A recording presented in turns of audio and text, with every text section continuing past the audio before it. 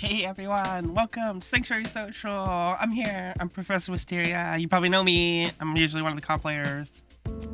Actually, I'm gonna check my comp rating. What am I right now? I am 9th. I'm in 9th, and I'm so close. I could be an 8.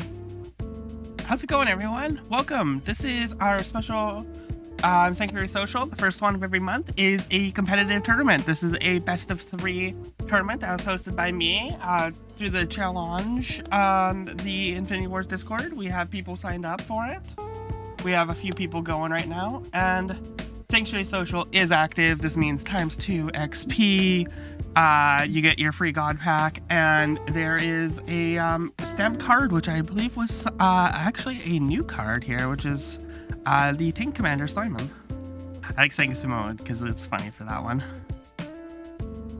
My screen is cut slightly off. Oh yeah, I'll do that. Oh, I know why. It's because I have my ratio off currently.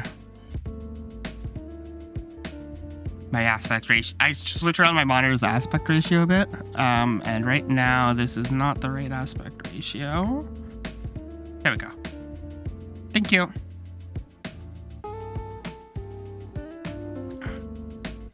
I actually hadn't noticed that. My brain was dead to that. It is Tank Commander. So this is actually a new card here, going down here. This is one of our team here at Lightmere. One of the team in Lightmere, and it ends up being where you deal 18 damage to character in defense zone when you deploy Tank Commander, and all characters in play, when it's deployed, all characters in play in your deck and hand gain an extra attack. 1826, huge stat line. It's awesome to see this is here. I love it. And this will be your Sanctuary Social stamp for the day, which gives you the cute little stamp. Thank you. So I am hosting the tournament today. Let me see who's available and is ready. We're just gonna start checking now. Let me make sure I got everything go. Ba ba ba ba ba ba ba ba.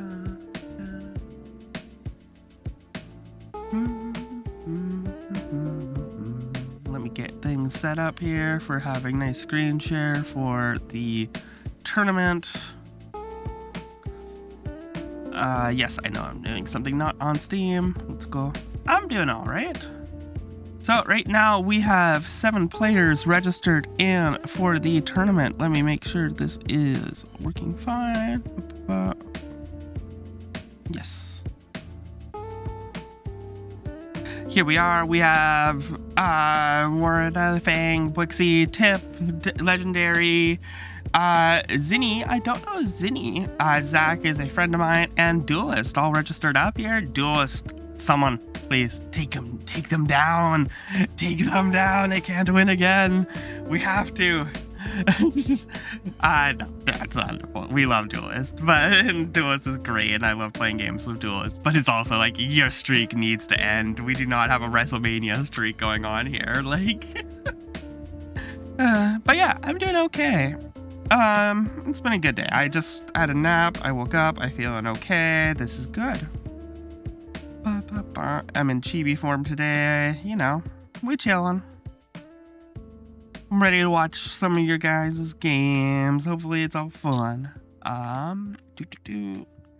So let's see here. So that's our current participants right now. Let me just do things off screen for a second. See who's all checked in.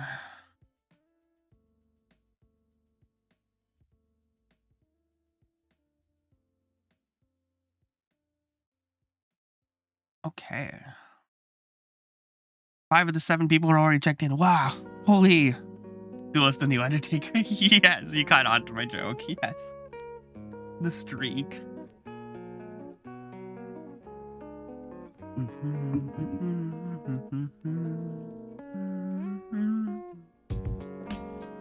Okay. I have all that going there. So how this goes typically is I will be hopping around Discord calls. If you are able to, as one of the players, please have your stream be streaming to me. Streaming in the Infinity Wars Discord. I will be joining the 8 channel now. Oh, I just realized I'm gonna have my reactive pop up, I think. Let me move to... I should make specifically some rims for tournaments.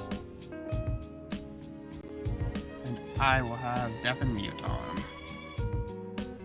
Oh, Tip's already here. Nice.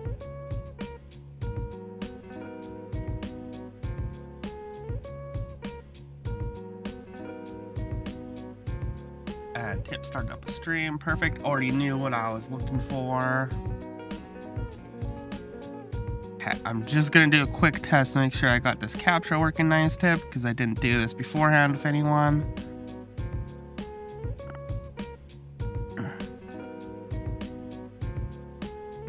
Whoosh. There we go. We got Tip's game here. We see his side grade board. Anyways, I'm gonna hide that before you receive information on what Tip might be playing. Actually, Tip, show off your fanciest cards. Let's see your fanciest cards, Tip. Show us the card board. We must proceed it. Yo, Zach, what's up? Good to see you all registered in and click the pre-reg the button to confirm that your registry is in there. Barian's banner, gold foil, okay.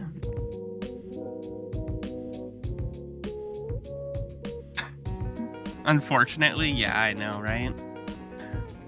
What time is it? It's like 6 a.m., isn't it, for Australia? Isn't it?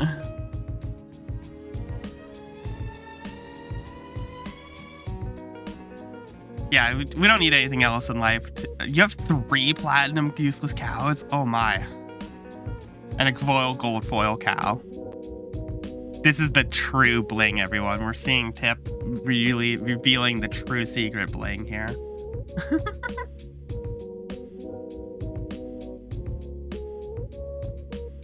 11 a.m. in Auslan for you? Oh, good. Perfect. This is the exact thing I want to leave the stream. I should just make a GIF of this and just leave this as like the stream like now starting for Infinity War streams. It's just this cow. Oh, that'd be really good.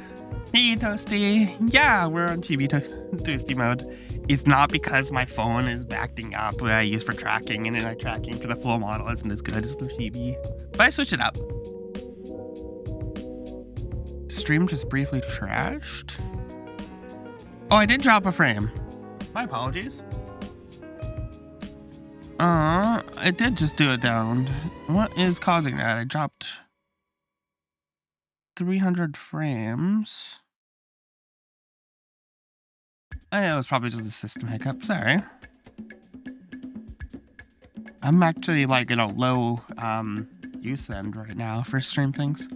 For GBUSD is adorable. Ah! It was when it was left on, it was easier. Okay, so we got good cow. I'm glad to know that Tip has this in case we need we're hungry and we need some food.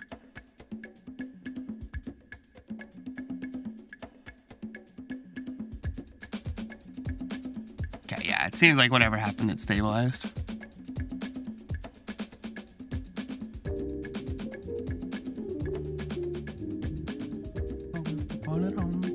So we'll be getting going in 18 minutes here. Will be the start of round here.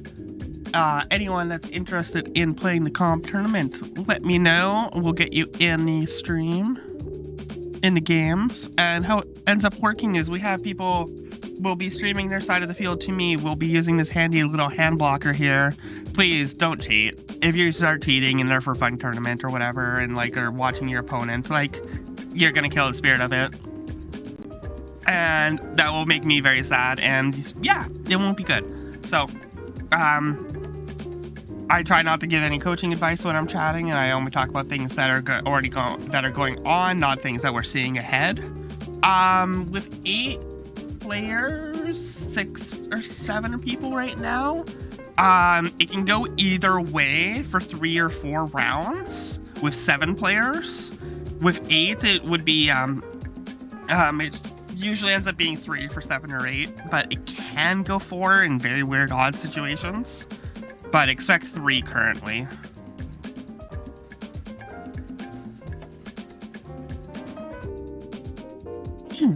Expect 3, potentially 4 if we have more people joining in. But yeah, you leave it on cow. We'll just leave cow here. It's perfect. I should make this ever so slightly big. Oh wait, it doesn't matter if I don't hover over it. You don't see my. Actually, if I don't move this ever so slightly up.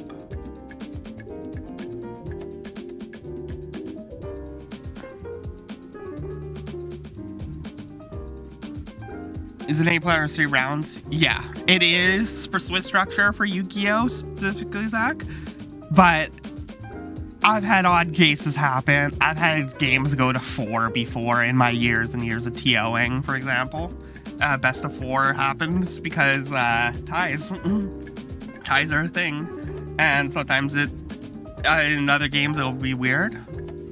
When is the cow going to spin? Let me... I believe this will spin the cow. It's probably a bad idea for me to do this. There you go. Does that spin the cow?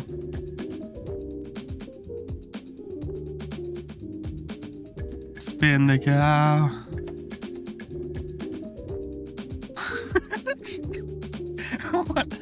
I've lost control of my stream.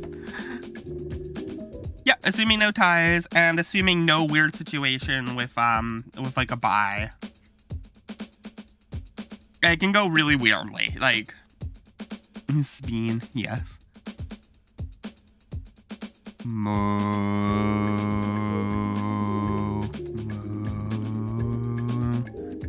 That's what we do while we wait for tournament players to enter the tournament.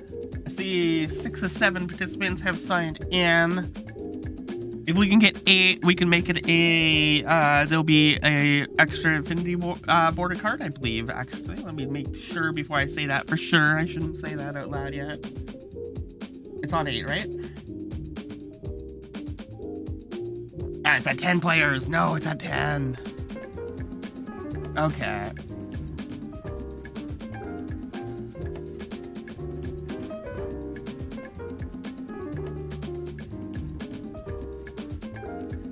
Hey, Ian Perry, good to see you. You love spinning cow? I know. That's the good things in life, right? Is spinning cows. Let's go for another loop.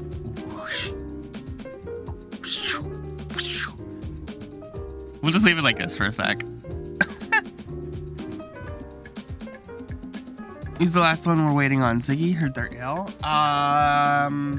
Probably, but we check in is that starts at 5, then we start officially at 5:30 just to give people that chance.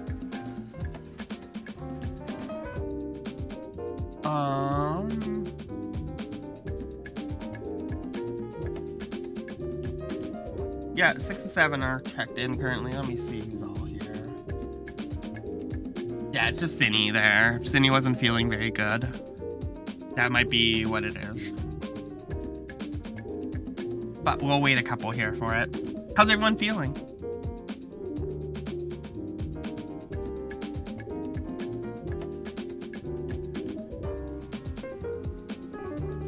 Are we ready for tournament action?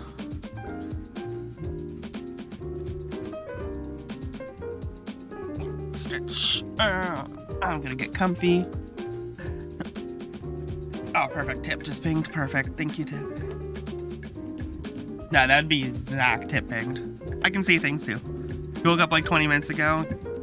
Jeez, so sleepy. Sleepy.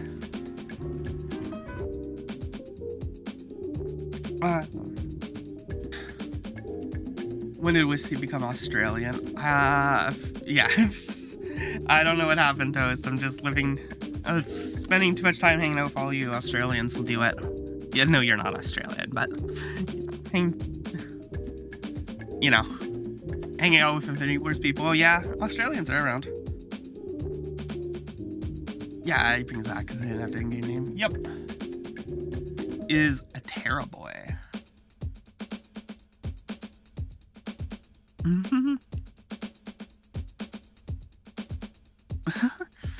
Zach, there's a lot of Australians in this community, actually. Funny that.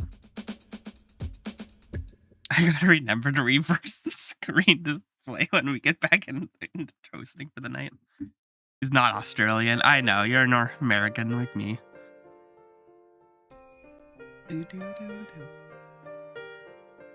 So, boy, got another 10 minutes till we get started. Right, good on, mate. Something like that.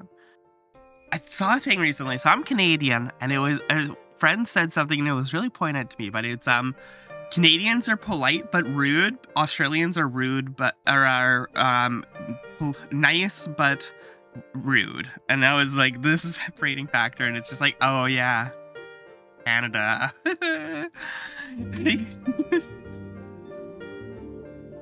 It's like the Australia of Australia. I don't know what Tassie is. Oh no. Uh-oh. Am I gonna learn something about my definitely moving to a land, Australia? We're nice but rude. Yeah, Australians are nice but rude, and Canadians are polite but nice, but polite but mean. Oh, the couch is upside down. Okay, let me fix this. I can say this as a Canadian because I'm mean. I'm not getting into Americans. I'm not American. I can't say anything about it. I'm Canadian. I'm not gonna say anything polite. Sure you're saying it right? Australians are rude but nice. Canadians are polite but mean. Right? I might be saying it wrong. I'm very tired. I just woke up too. My Mio energy water's here. Mean and rude, Risty. True, Zach. Thank you. Tassie is short for Tasmania. Oh, that's the Tasmania. Okay. I know Tasmania when you say that. I just didn't know that. Toast, I sent you a video a while ago about my opinion on Filipinos. Filipinos are responsible for top 10 inventions of mankind, okay? We'll watch that one later. Completely different from what you said before. Wow.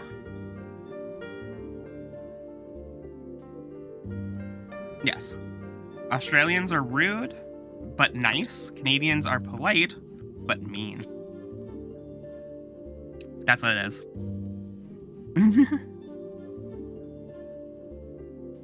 That is my experiences so far. All right. We are almost at time. How many players do we have? We have 6 players. We're just seeing if Zinni's gonna check in here. We got 8 minutes left till we get set up for that. Everyone, if you don't know how to do this yet, so what we're going to do is we have hour on the clock, best of 3 rounds. So you'll play at least 2 games with your opponent, potentially 3. Don't make it 4, please. Ties will be determined. Just let me know if there's a tie. And between games, not rounds, you can go and do sideboarding. You have a 12-card sideboard that you've set up there. You can sub in cards into that way. You can add it to your list. You can't sub out commanders, just FYI. And it ends up being that you'll reverse your deck back to its original state when you go into your next round against your next opponent. And then you can play game 1 with your default deck and move into games 2 and 3 with sideboards. Yes, dangle coffee and snacks in front of me. Yes, please do. I would love coffee, actually. Oh, can I get a coffee? No, I shouldn't order a coffee. Coffee's expensive. Yeah. Bah.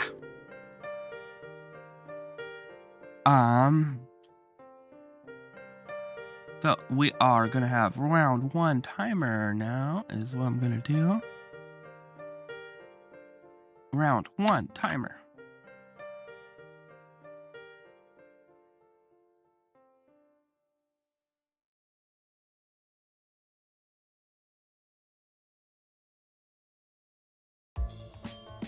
All right, let's make sure that's available and shows up.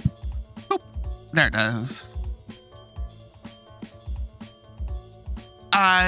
Zach, what you do here is you go to the bottom corner here and you do a invite to friend duel. Unfortunately, we have to work within the systems we have, and while I'd love to have things like proper like dual rooms and stuff like that be a bit more available and replay things to be a bit better set up, it's hard to do within the system. And so it's one of those ones I've asked, and this is our best situation that we can do here. So what we do here is we just click here and you'll challenge to invite. Yeah. Be sure to talk in the here and in the community attorneys if you're in active games and stuff like that to go and let people know. Of course, let me know of any issues that come up, anything weird, hijinks. If you get a desync, the way I resolve desyncs is I talk to both players. If enough time had progressed in the game that one player had a firm win and both players can agree to that, then we go with that result. If players are indecisive about what happens, if it was in the first couple turns, you know, give or take, we can let it slide. If it happens a second time, you know, I'm gonna be side-eyeing you. And yeah, it's up to your opponent's discretion past, up to mine and opponent's discretion past like the first time you get a pass, and then after that it seems it'll be okay. 8th player has joined. That means that we need a 7th still to sign back in. Who has joined? Is it a Drev? Kalen, I don't. Oh yeah, I played against them. Yeah. So we just need Zinni to make this 8. So that means our 7 players are in. So if you're hanging out here, I'm not sure if you should play or not. You should. You could open up one of these God packs. Let's open up one of these God packs to show you what it's all about, if it's in my account yet. Oh geez, we're laggy. There we go. God pack. This is what a God pack is. You're gonna get an extra one of these just for playing. So. It feels 2 hours earlier. Yeah. All right, so we got a gold Burden of Command. I love this card. This card's sick. Gold Crystalline Replication. Another pretty sick card to get as a gold. Perils of Command gold. I am a fan of no more heroes instead of Perils of Command, but also though Devotion to Cult instead of is important. This artwork's sick though. We got foil Iberian, not Aberrant, Iberian, and we got a gold Agent Meridius. Is this a foil?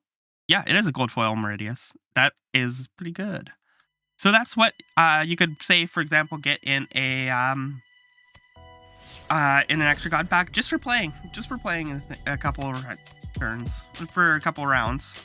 Hang out with people, see what we can have happen here. We are 3 minutes out from starting. Has everyone sent me their deck lists? Let me look here.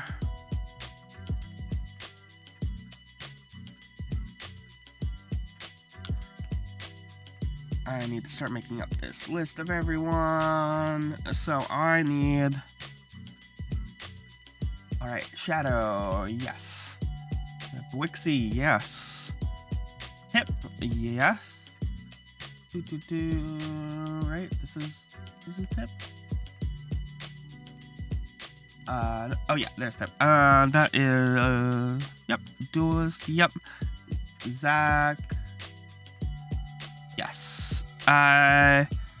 Canned, I don't know them specifically. I'm just gonna message them here.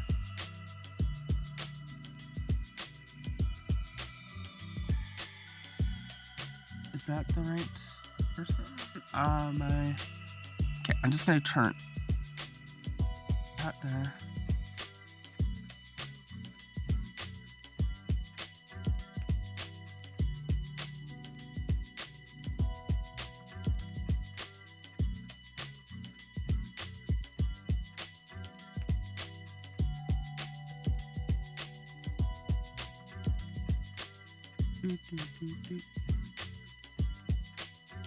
All right, once we get this in, we tip unless we want to do four for round one with each other. No, we're not doing for round one. One person will have to buy each round.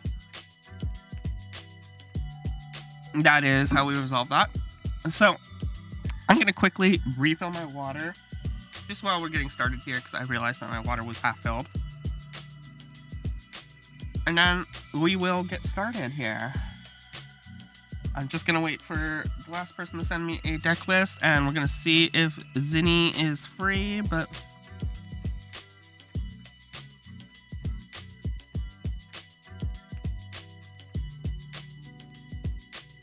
that was weird.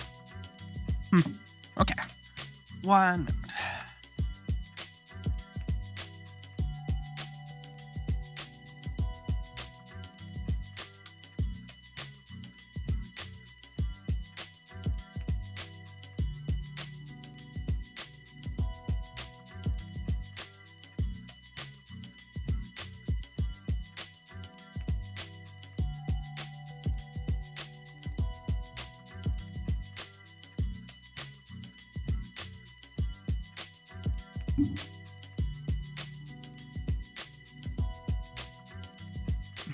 Okay, sorry.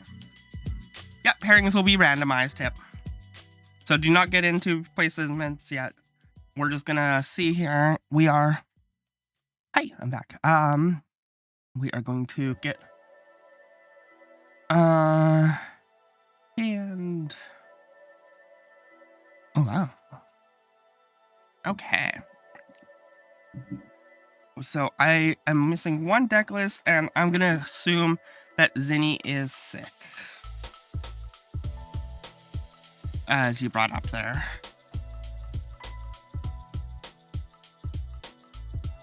So that's a little... I wish we had 8, but that's okay. We'll have one bye. Let's see here. Is there anyone here that wishes to play that does not know what's going on yet? Let me know, and we'll get you in. Last call.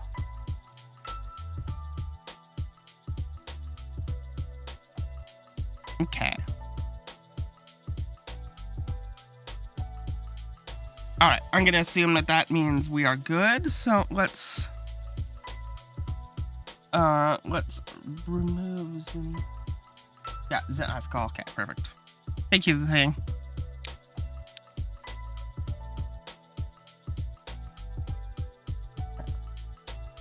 Hide that. We got our overlay. I will start getting the Google Doc of everyone's tournament decks. Let's see how bad the formatting is this time.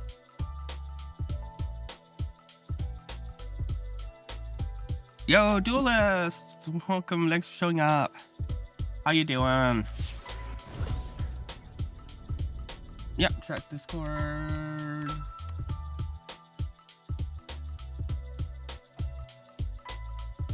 Ah, okay.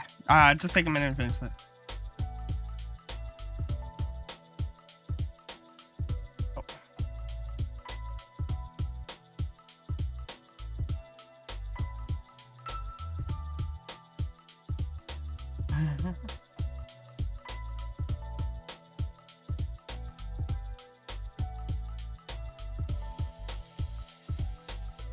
Okay, last pack here. Let's see. Did we get anything? We got a moose. Moose. Oh, we got a foil awakening. Okay. Sure. We'll get to all my packs. I have no more packs. I can't even afford for the greater good. Zinni is here now? Oh, good. I was just about to remove them from the tournament here.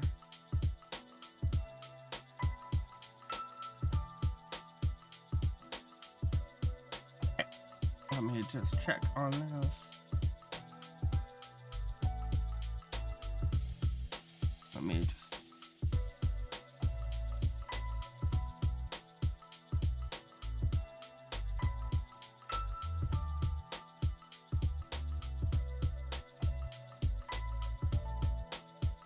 There we go. Okay. Yeah, so that'll be 8 players. We're just going to work for Zinni to check in on the challenge. And then we'll get going with round 1 here. I have everyone's deck list there. Thank you, everyone. Panda's just sending me theirs now, and I gotta sneeze.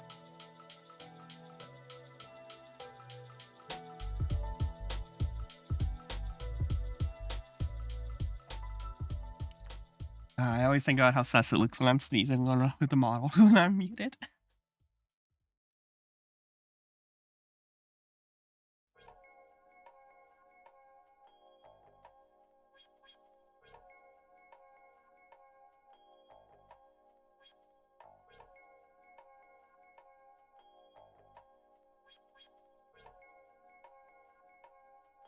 Okay, that should be everything fixed there. Alright, so we have tips gameplay today here. So in general, I'm gonna ask if everyone that wishes to, feel free to stream your stream in one of the general chats here. I will join in the chat there, and I will put up the handy dandy little hand blocker. I will. It doesn't cover absolutely everything, so please, if your opponent is the one that's playing on the stream, just out of respect, just close the tab for them, or just open up chat or something, okay?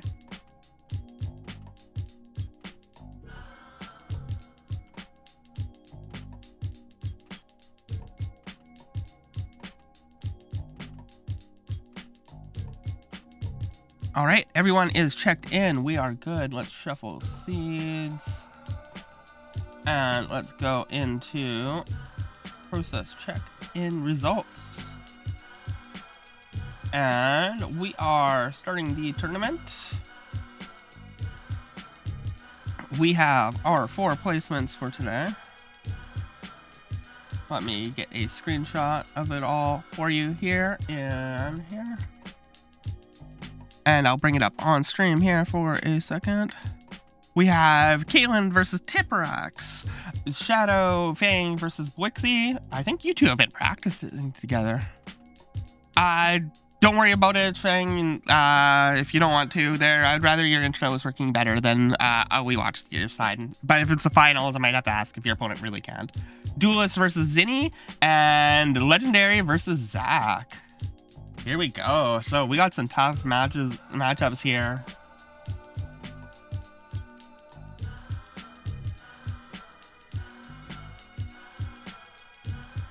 Round time in 2 min. Okay, so pair up with your opponents, everyone here. We will start watching some games here, and then we'll have our round timer going up here. I will, of course, let you all know. Oh, you all get to see the round timer screen that I use. Goodness. Okay, let's listen. Let's duelist this theme that got linked. I need to know.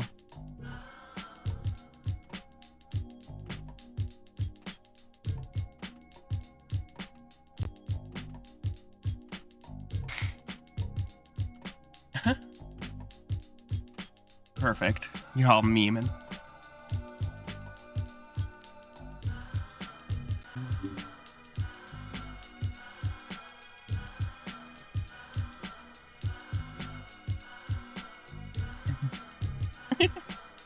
Okay, everyone, have you found your opponents? Okay, I have tip stream here to watch.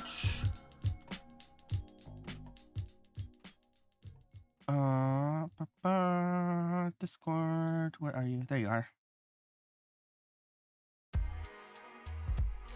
And let's make sure it's capturing the right one. Boop. Yep, we're there. Let's reverse this. Oh, jeez. Oh, don't grab me. Grab. Sure.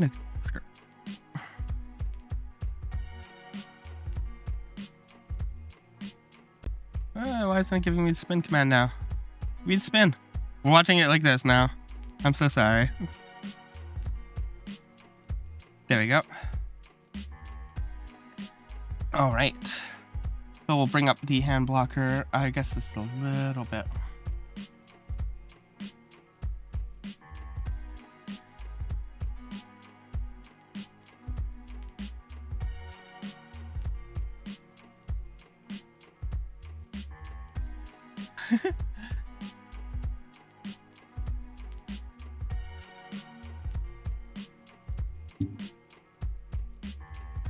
Okay, has everyone found their opponents? Upside down the whole time for the tournament? Yes. Okay. Round 1 is starting now. Good luck. So let me close my game just so that I have more memory. And let's start up the round timer. Where is my browser? There's my browser. And we are going to... Hey, reset the timer, please.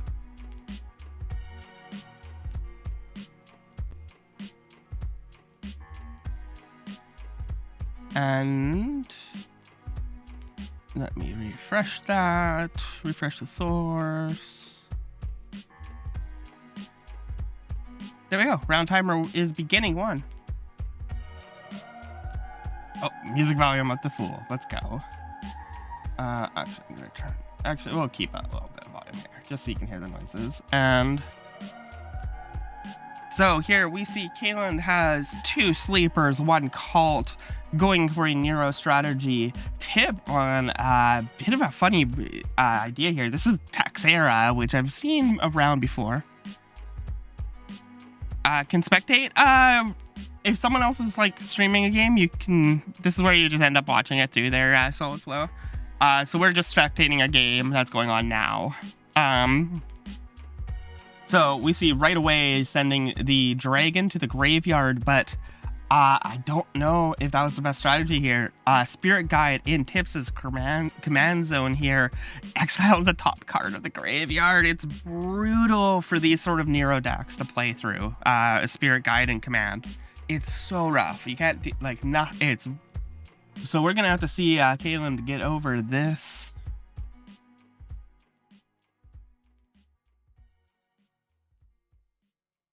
Okay, and checklist here. Make sure you're all good to go.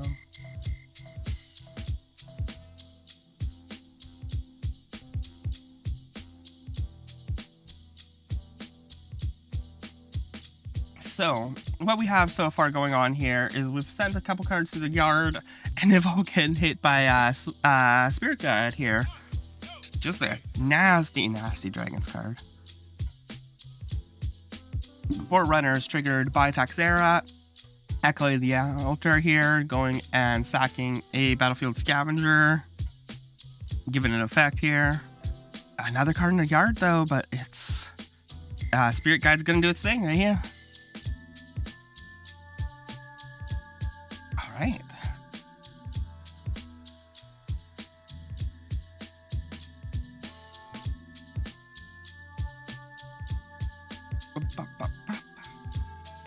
Always a bit of a different day when I get to just sit here and watch games instead of playing, and it's like, ah!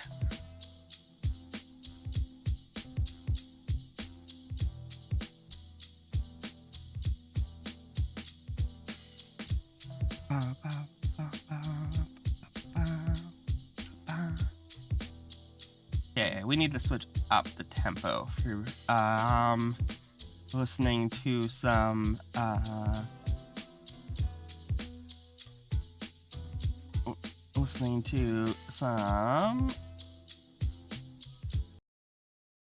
bit more upbeat rock metal.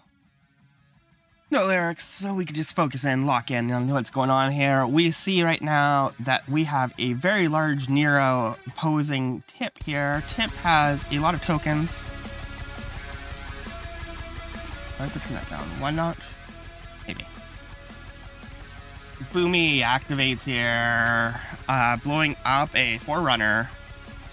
Then Boomy goes away. That hurts so much for a Nero deck. You can't get anything going in your graveyard for... It's often risen so much.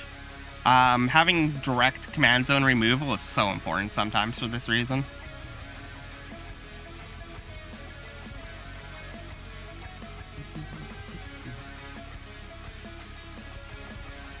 Okay, let me just explain how side.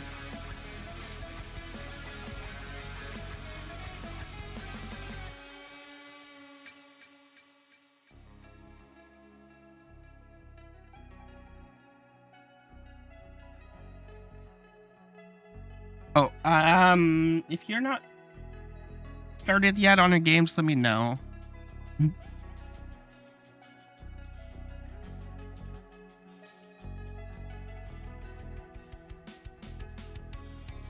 But gotta reset stream timer.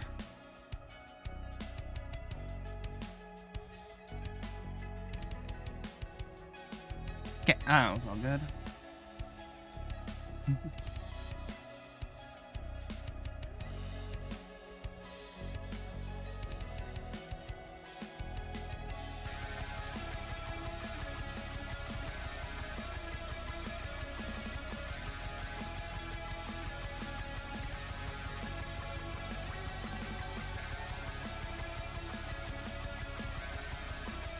Okay, there we go. Sorry, I was just explaining how things go here and how to do side decking.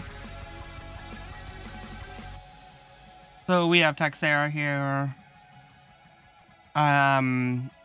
Big Nero into command zone, but not getting any play yet. That value engine of Nero isn't seeing any work due to these spirit guides here. Wall of the Dead. And eaten by zombies on Texera for some removal here from Kalen.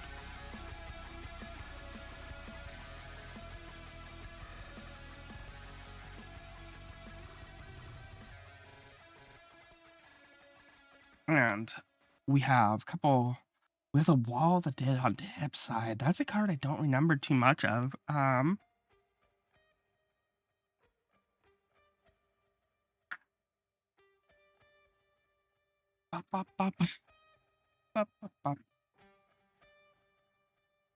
right. Are you guys just getting started now? Okay.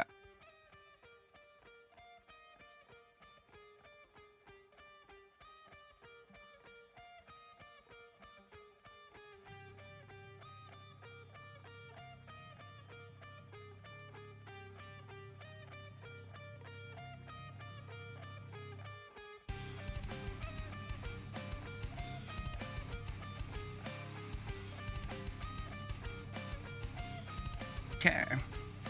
There we go. We got our placements here. We see Apathena on the other side here. Chamber of the Convocation activating here. Texera activating the Forerunner as well. Not too many big swings yet, but this is always it's a decent poison, but not the best currently.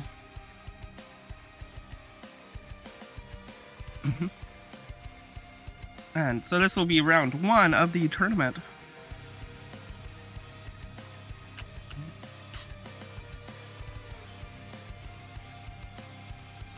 And Spirit Guide has done some work, I must say, already.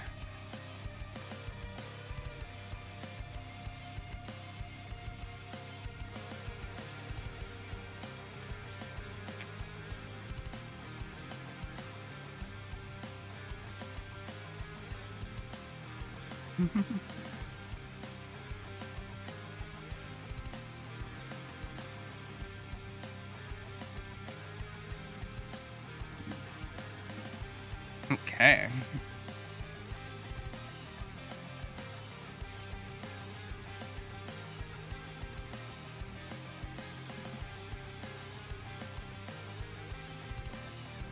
So, Prayers of the Dragon here, activating on Texera. Explore going off for Origin of the Virus, and a Death Ray on Texera.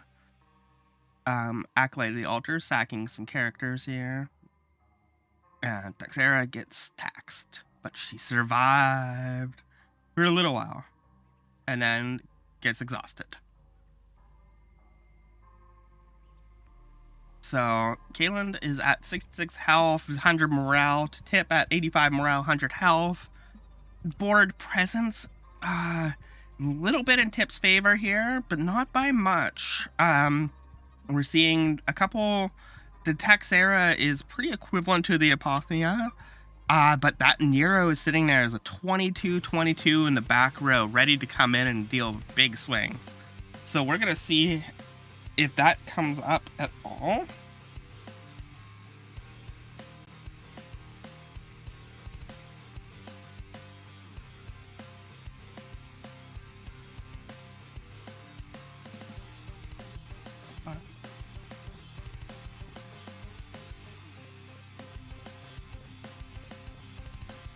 All right, Origin of the Virus activated. Prayer of the Dragon again on Taxera. Sufferer suffering.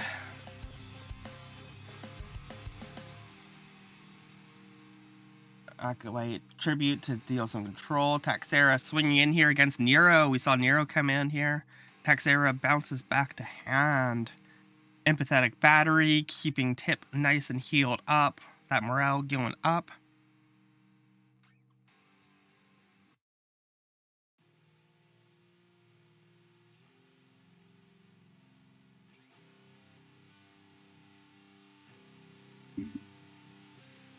We'll see how much.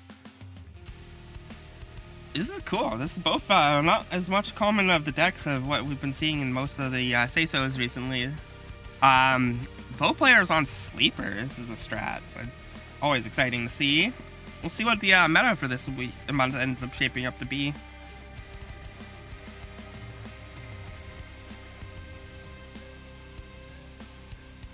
Because, you know, it's a fun thing. We are the meta.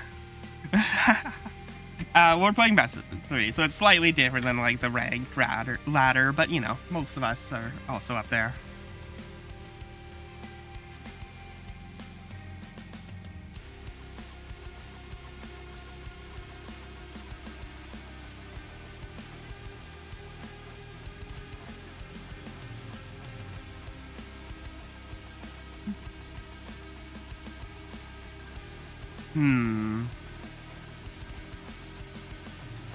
Yo, RB, how's it going? It's going good. I'm doing all right. Hanging out here. We're hosting our monthly Sanctuary Social competitive tournament. So this is the competitive scene for Infinity Wars that I host. And we're in a match here. It's been fairly equal, except for Tipperax has been able to heal up here a bit. Has a bit more board presence, but these two undead scavengers got huge. They got huge. Oh no. That was a lot of death triggers for them. So Tip here has taken the board. Galen's got a couple zombies coming back here, but is it enough here to get through with enough threats?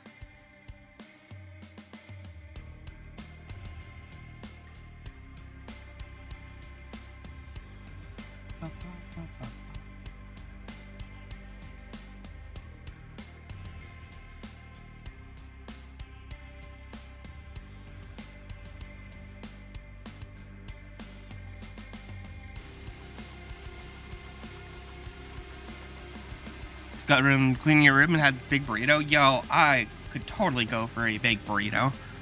I have not had a taco in way too long. I want tacos. But right now we got competitive games to play. Not time for tacos. It's time for card games.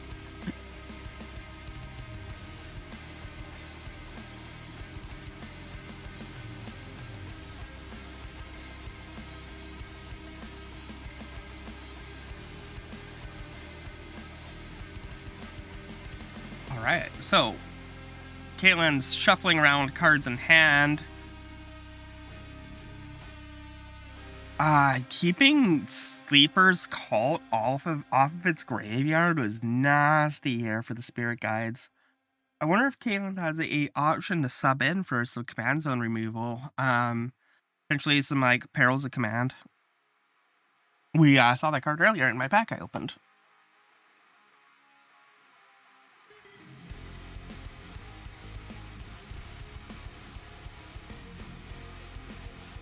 Kaylin now on the ropes, but Tome of the Dead can help to switch that around here. Needs board presence though. Both players pretty low on cards in hand. Tipperax has a board though. Kaylin has a board wipe though, but it's a slow one. It takes a few turns for Tome to get enough pages.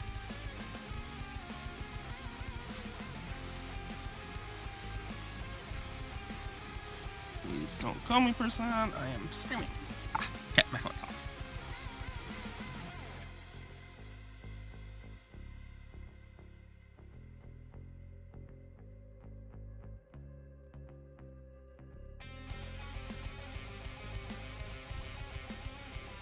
Alright, this looks like it might be the critical turn here. Does Tipperax have enough to push through the blockers of Kaland?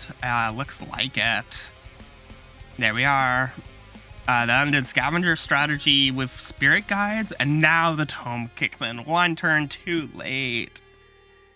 Ah, that was close. Okay, let's bring up our screen saying side decking. Let's give them a little bit of privacy for a moment.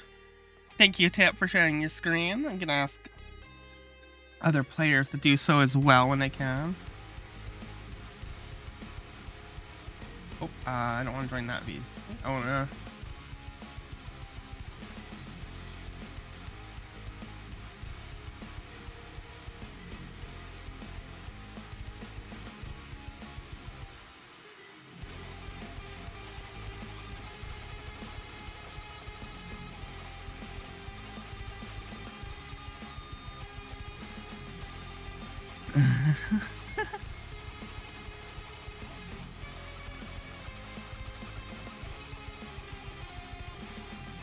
We'll wait for that. That was a fun little first round though. We saw Spirit Guide is a nasty, nasty card in the in command zone. It doesn't really do much aside from being a body and that effect of clearing out the cards out of your top of your opponent's graveyard. But oh, it's so nasty. People get used to using graveyards as second hands, and that's one of those situations where there's a card that says no. Your graveyard is not a second hand.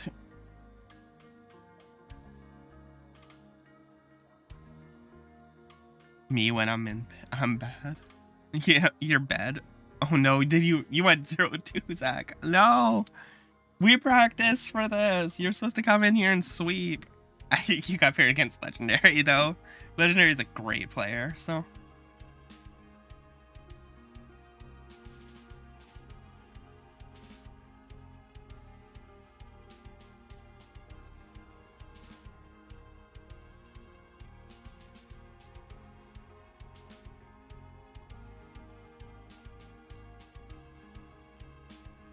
It seems like everything is fine. Let's look at the results so far. What have we gotten in here?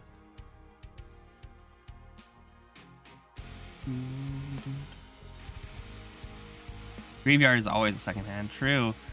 Zach, you're the first one out. You're the first one down. How could this happen? All right, we are good to go for game 2 here. Oh, that's my browser capture. We don't window capture. And here we are for game 2.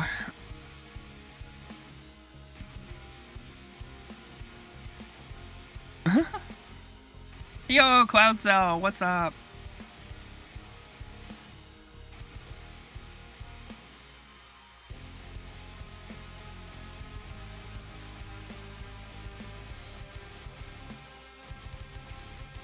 All right, so some early game plays here. Kalen's playing around the Spirit Guide, I think, a little differently this time. Let's see how this goes, though. Infected dog is rude. Oh, is it the sacrifice one? Where it has super solid.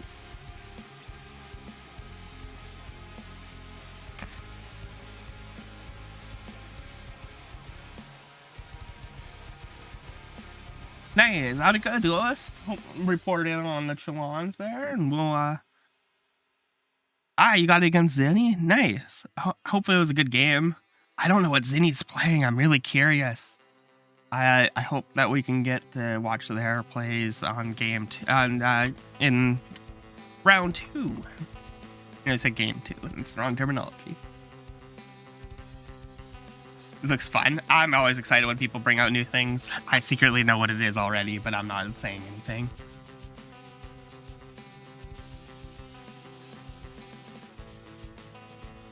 Speaking of, I'm going to take a moment now, and I'm just going to get everyone's main boards in the for sharing. Everyone's side decks, though, will not be revealed until after the tournament, okay?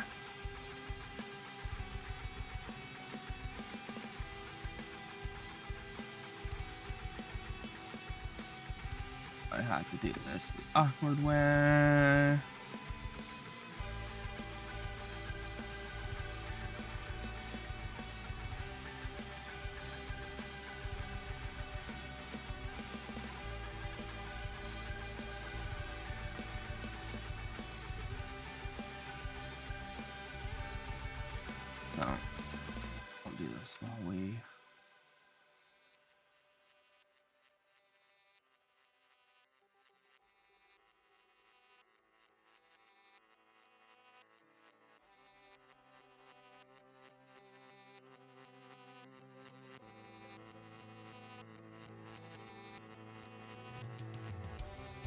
And there we are.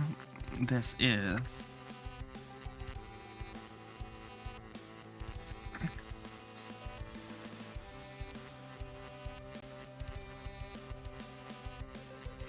Tippo with the counter deck. Tippo has been on the counter plays. Yeah, but it's the Spirit, right? The Spirit Guide's been doing work. Kalen's got cards in the graveyard this time now. That's different than last time. Didn't throw away the Cyber Infested right away without, I think, been holding on that a bit more. But Nero getting no real triggers up here. Only, what, one offer? One activation to Nero so far? It's not a lot of Nero. Big boomy.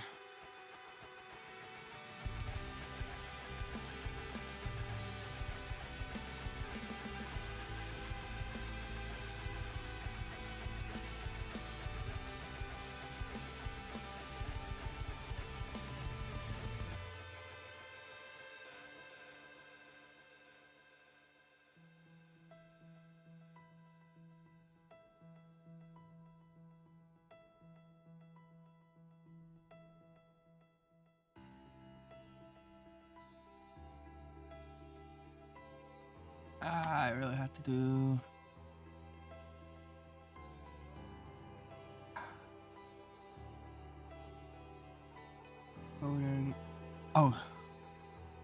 Oh, gee. There we go. Okay. Nero activating here. Sorry, I am just multitasking by getting you all the tournament deck lists.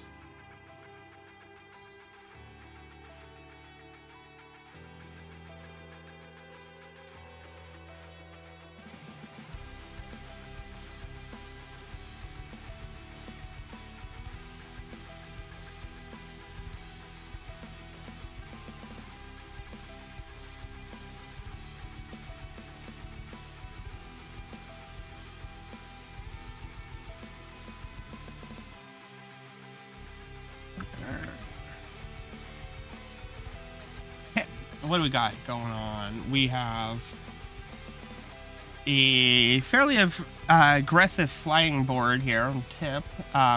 With no, not anymore flying. Nero activating over here on Kaden's side. The Cyber Infested getting hit with Drag Down just to draw a card, knock it down later, potentially to prevent swing overs. Tip is in pretty good shape right now. Kalen's at about half health here. We'll see though if Kalen can turn it around. The Spirit Guide is such a nasty counter. And that does so much pain. It's so painful. Ow.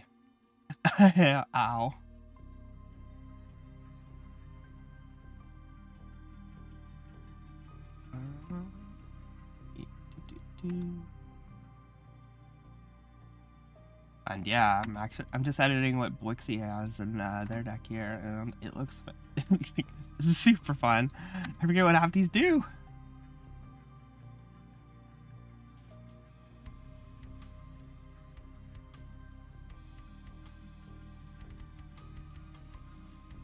Two, three, four. Plus.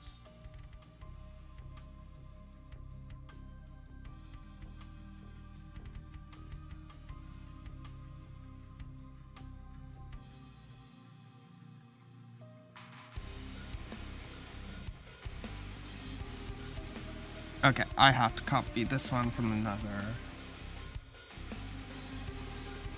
source. Sorry.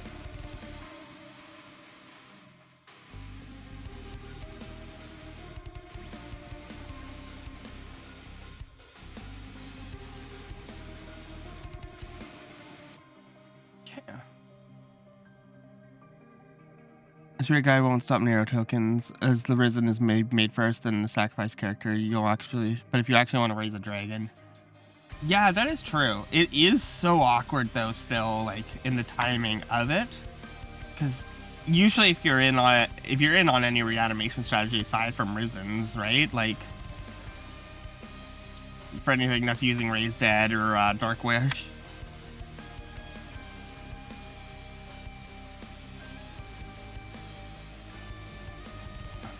Almost done with the deck.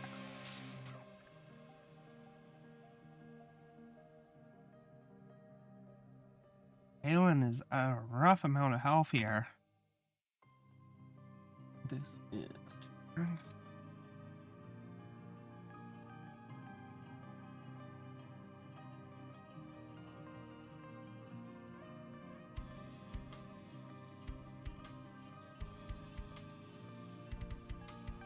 So I want to say thank you to some of our players here that are for the first time playing in the competitive tournament, and those that have been coming and returning as well. I appreciate it so much. It's really fun to see our competitive scene grow here, and I'm really glad to have been helping it get back into being a regular thing again. If you all want more tournaments or events going on, or like days, let me know, because we can definitely start doing, like, maybe during my Sanctuary Social hosts, a little bit more competitive action during the other ones as well.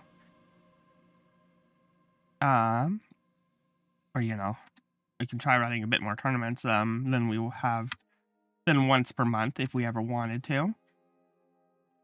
Also, we should just start, we just all need to go and talk. We all talking decks. We should have maybe a bit of time afterwards that we discuss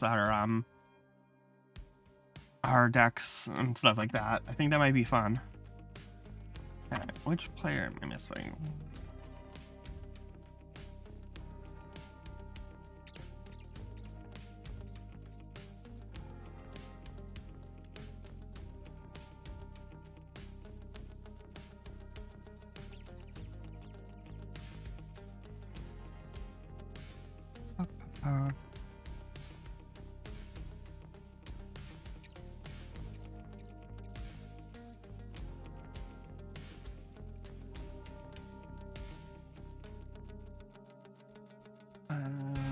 Last two deck lists. Almost there. My apologies for not being super live on commentary during this time. Gotta be getting pretty close to a key turn now here.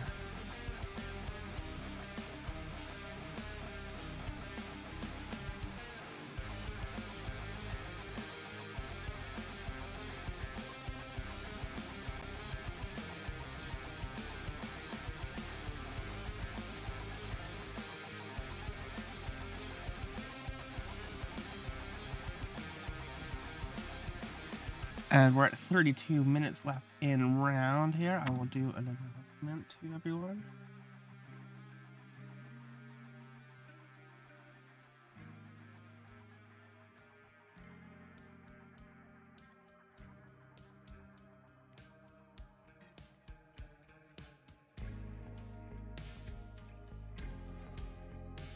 And I just need...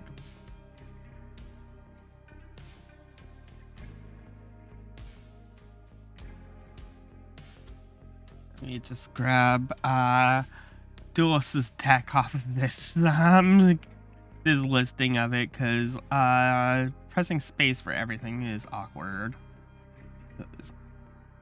I can just change it from here.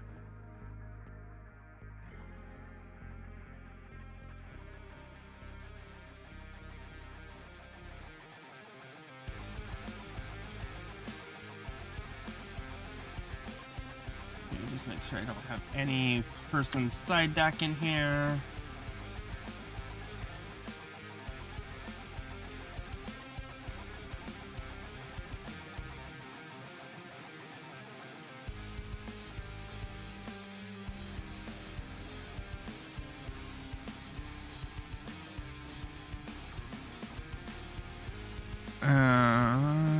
Let me share this all with you.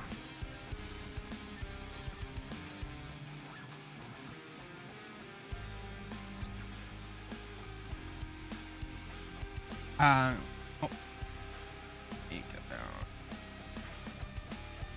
Okay. 30 minutes.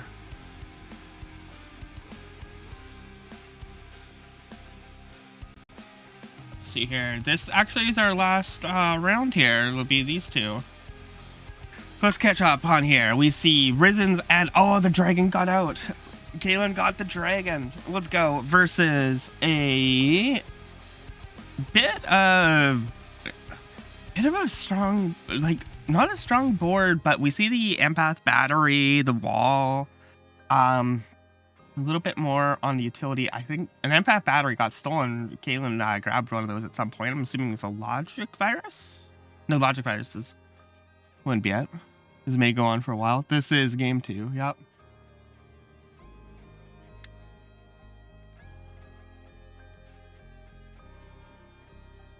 Okay, let's see here.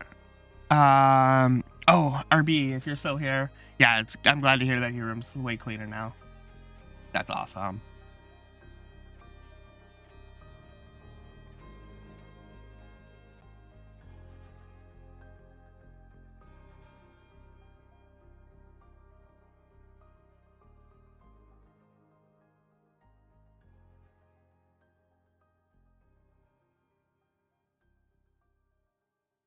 Okay, so we'll see here. Tip doesn't have control of this board. Kaylin seems to might have been able to stabilize here at 32 life and 59 morale. That might be enough. Oh, corrupt artifact did it. Oh, that makes sense. Corrupt machinery. That'd be the one. That dragon is throwing in some damage here. That's exactly what we want to see happen with dragons. And both players have batteries, giving them a little bit extra juice. Tips though doesn't activate. I think Kaylin is stabilized here. Devin Heaven would do some work there, Duelist, for sure.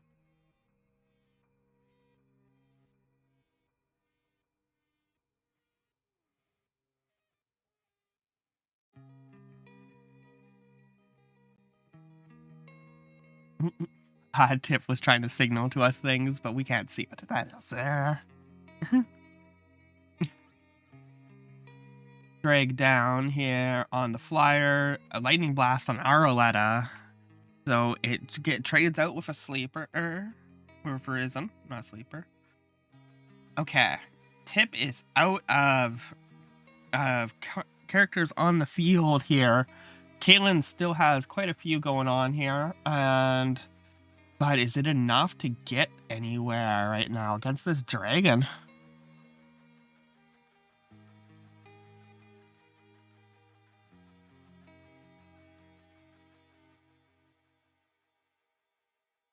Yeah, there's still more rounds, of course, there.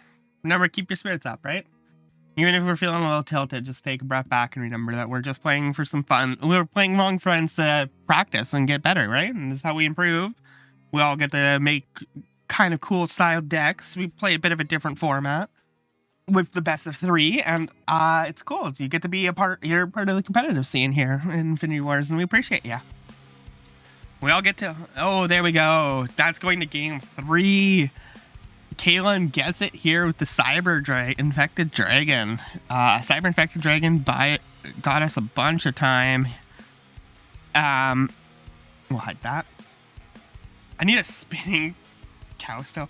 But absolutely took over that game there at the end.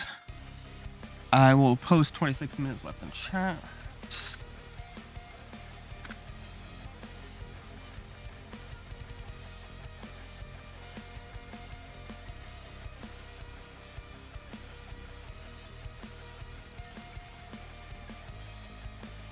All right. Yeah, thank you. Of course. I always end up hosting tournaments, no matter what I do. It's something that I end up doing is I just host tournaments. I love playing competitive, but I think my true calling for it is that I run the tournaments. And I'm someone that most people can trust. I can usually give okay rulings. They're not perfect. I'm not going to say that I have not ever given a bad ruling before, but I try to do okay.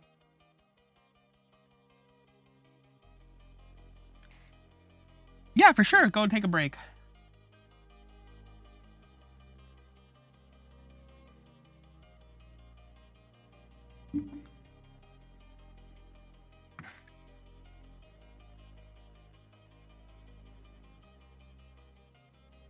Yeah, the mutator has 6 ancient eggs. What the heck is this? It's 6 ancient eggs. Whoever cooked this one and then had it be dream competitive is like, no, this is. I think we might all need to say this mutator needs a replay because this seems silly. And here we are on the back into the game. We are here for game 3 of round 1. A dozen eggs in this economy? Playing competitive cringe, watching others play competitive based. Having people complain at you about a judge ruling from competitive players. Super cringe.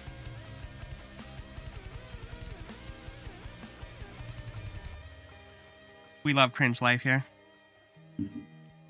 So we'll see what has changed. Kayland was able to play around really well against the Spirit Guide last game there, and that definitely holding on to that dragon there was just fantastic. Just playing it. You don't always have to have the cheat for it, just play the dragon.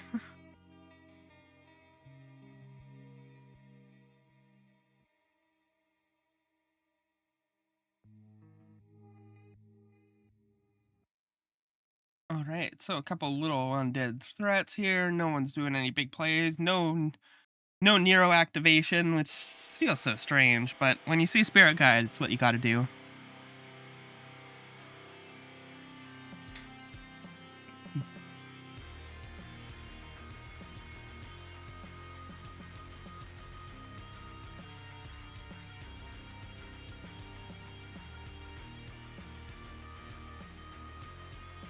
Buried below here, getting Tome in the yard.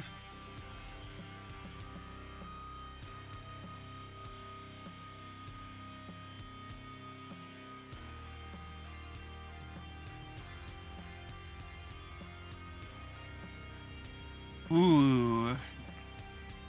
Yeah, Artifact Hate is super relevant with sideboard plays. That is a big thing that is consideration. Sometimes it doesn't make it into your main deck, but your side decks could be filled with Artifact Hate. Well, we might see that happen here. I think both players would do good siding it in, and we probably saw that with the Corrupt Machinery from Kayland there in game 2.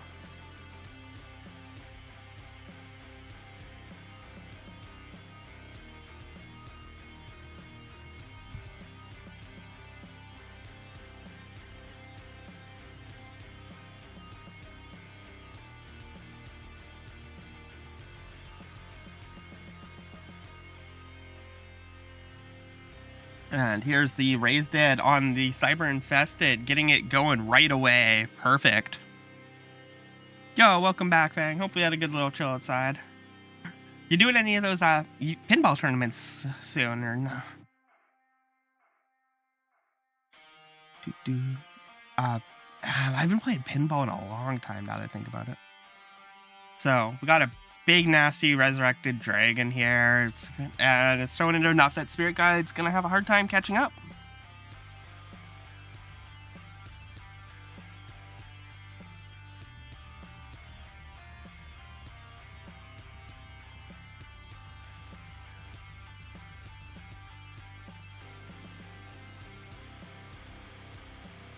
Nice, you're hosting his twist for the pinball tournament. Okay, the spoilers.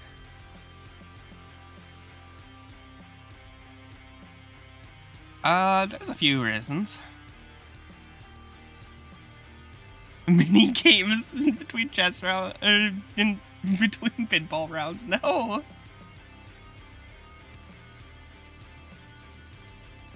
Yeah, I'll make y'all have to go and sit there and spin the cow stream. Spin a cow for me in between rounds.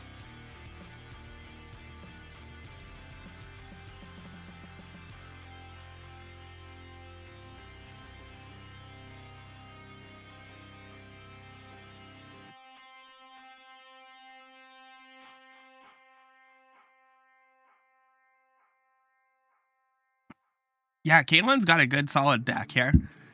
Sorry. It does get hit hard though by the Spirit Guide, but Caitlin is able to completely adapt to the plays.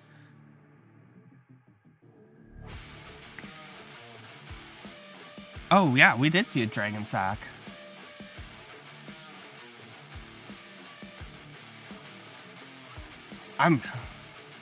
Yeah, there it is. So there's a reanimation on it, trying to get more activation, but doesn't, there it goes, more Risms.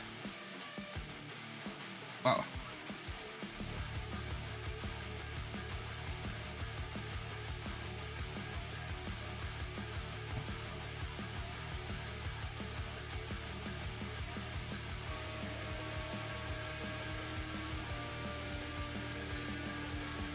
Okay, so second reanimation here. Kayland is at 29 health, but has a dragon. Tip is untouched right now. The empath battery keeping Tip topped up. And both players have about equivalent on the board, but that flying matters a lot. And Kayland has a lot of Risens in the yard. Yep. We'll see you soon, Shadow.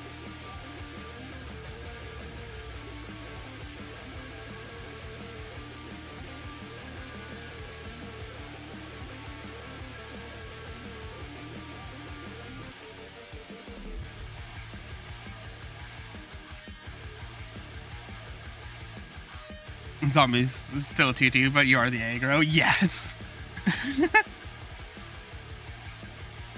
Yeah.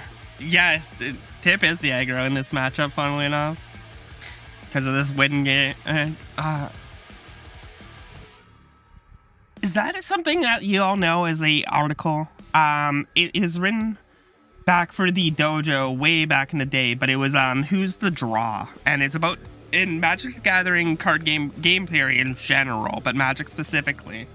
And it goes in through the ideas of like of evaluating the game state and deciding if you're being aggressive or if you're playing like if you're going reactive to the aggro player. So I should link that here, but we'll watch this last conclusion of this match here. Potentially, Kylan has no dragon anymore.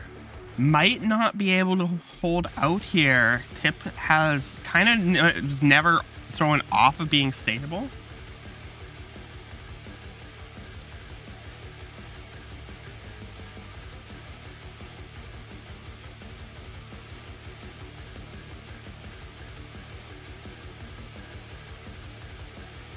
Who's the Beatdown is the name of the article.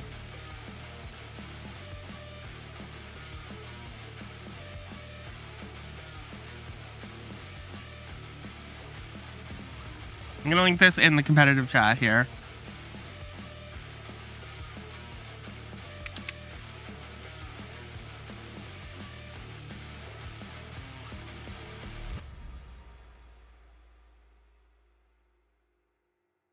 Okay.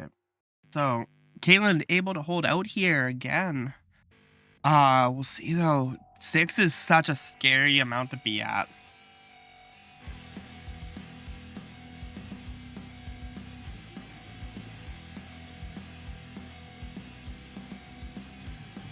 And we're at 17 minutes left in round.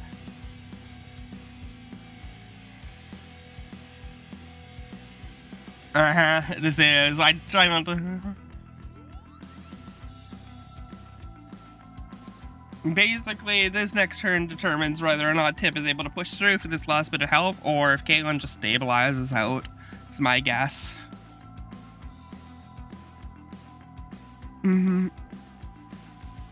It's very, very close. This is the nail biter. I can't say it. Once they've locked in, I'll say, I think. But I think it's close either way. Like, this is the determining turn out here. Let's see. That's a lot of Risens. Pulling back. Neroing. Pulling back. Oh. What are we seeing here? We're seeing a fear. Okay. So buying an extra turn.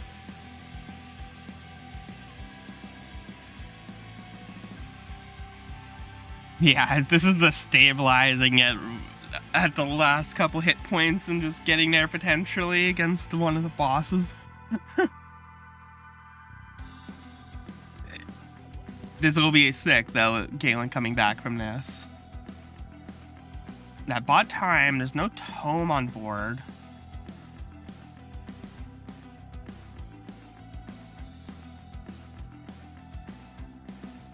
Yeah, all the Risens, and every turn more of them show up, and there's a lot in Caitlin's yard right now. Like, that was 2 cyber infected activations worth.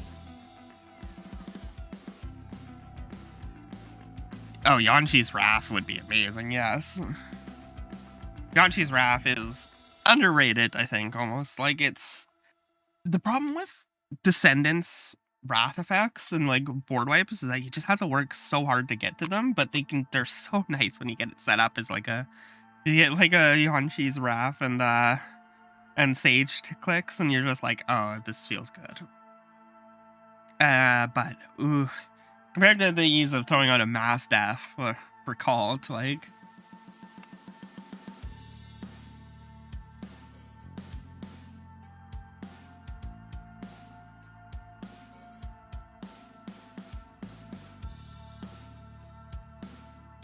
Yep, it's Empath Battery, though, is going to do a little bit of taking up for Caitlyn. Won't matter, except for the fact is, that's 2, like, scavenger swings right now, and that Caitlyn can survive now. It's an extra scavenger swing. Everything into defense, pulling it all. Nope, keeping it all out there. Big swings, Nero activation, still planning for a bigger one. He dark.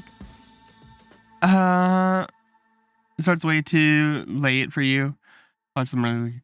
I know. I'm so sorry. We can, if there's interest from people, we can we can try hosting another like competitive event a night, like during a maybe a more Australian time, because there's a lot of Australian players. This has been the moment picked. I would have to talk with people to do it. Because it would be a very odd timing to do things, but like it's also you in the community can do it too. And I'm part of the community as well, so you know that might be my bridge between the worlds. Tip needs something to do other than singing the deal with these resins. Yeah, I think Caitlyn is stabilized at this. I can't say stabilized at this point, but it's like one thing getting through the wall and that's enough. But like Caitlyn has got control of the board, even though people have stacks and stacks here. But yeah, no, Caitlyn's stabilized. Like, yeah. It feels hard to say it, but it's like, yeah, they have. 2 cards in hand. Couple boomies here. Another boomie. Oh no. That absolutely wrecks on Tip's behalf. That hurt. The second boomie clears out everything else. Caitlyn's got control of this game completely now.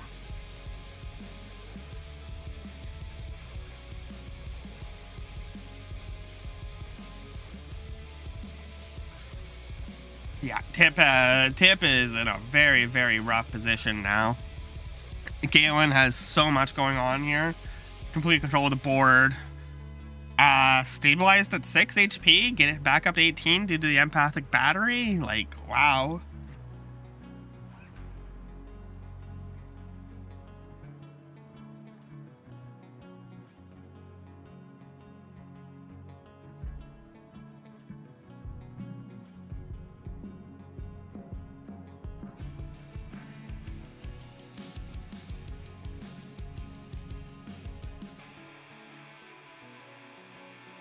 For the comeback. Yeah, it's so there. Caitlyn, I think, has it here. Tip, I don't know if you can get it back from this. The kill and attack Sarah. And here's a bunch of damage coming in. Oh. Brutal. Brutal.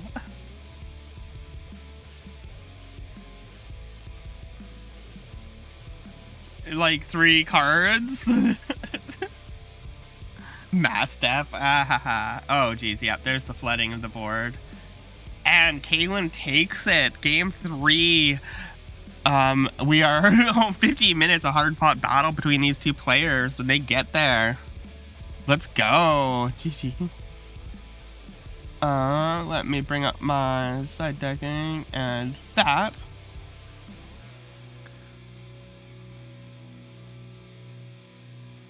Not be able to play, but you wouldn't mind Midnight Tourney. That's good to know, Duelist. I'm not like confirmed on doing it, but that might be one there. And round 2 pairings are up, everyone. Let me screenshot that for you all.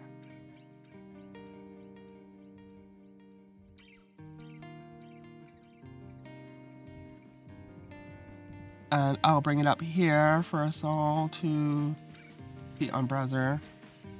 Am I able to get a another player to stream in the Discord? Preferably not Kaylin or Tipperax. If I could see one of the other tables, that would be awesome. An attorney can work your time. Yeah, we'll have to see. It'd be interesting. I'd say like what time is it? In like 6 hours. Okay, you guess you can. Okay, thank you. Oh, actually, I got Duelist here. What do we got here? We got Duelist versus Kaylin. Yeah, if you could stream Zach, because then we see 2 new players. No. Just so then we see we can see as many players as possible, right?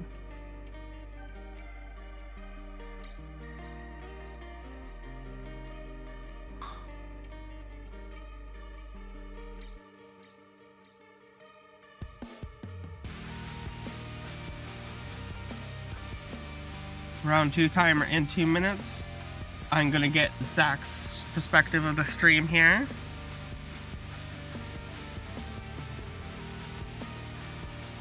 Says you have clipping enabled, Zach. Wow.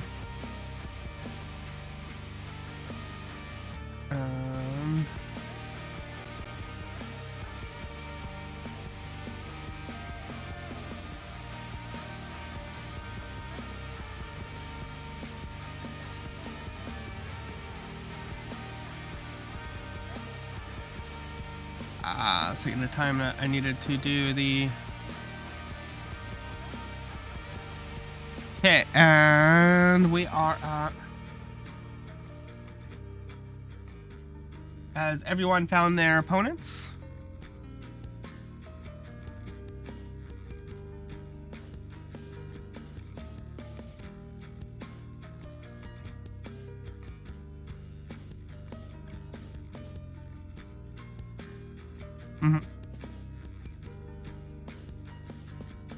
There you go. Oh, let's release the deck lists here.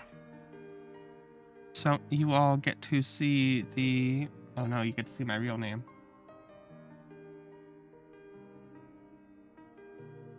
Okay, everyone, take a moment. Here's the deck list as well for everyone. We will reveal sideboards at the end.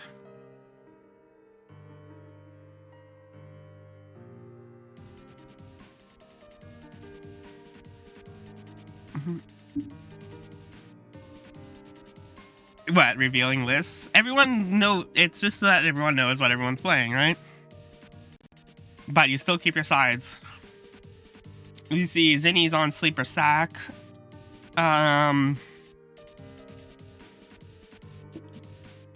Zach here is on Sources Henry. You've been playing the Stack of Bitch. Bang is on a Kali build. Blixie is on Swarmers. Tip is well, we saw it. It was kind of like a Control Spirit. Did I hit copy Zinni's twice? I did. Oops. Oh, and we got our games going. Okay, begin round 2, everyone.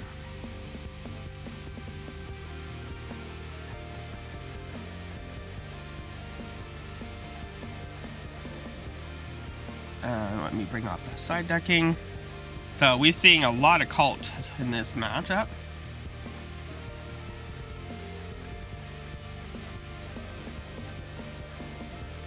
Yep, I'm on it.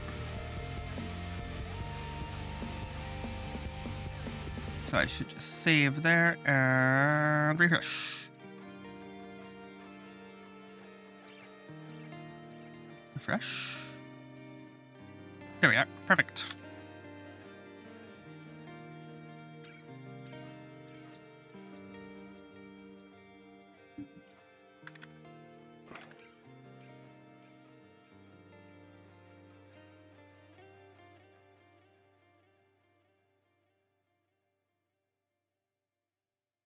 Okay. All right. Everyone, of course, always has little ones here.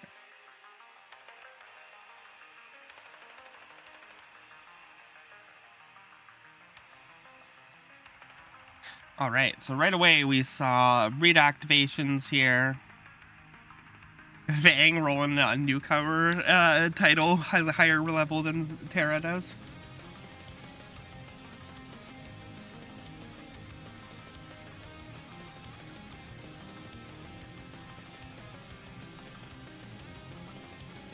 Doo-doo-doo.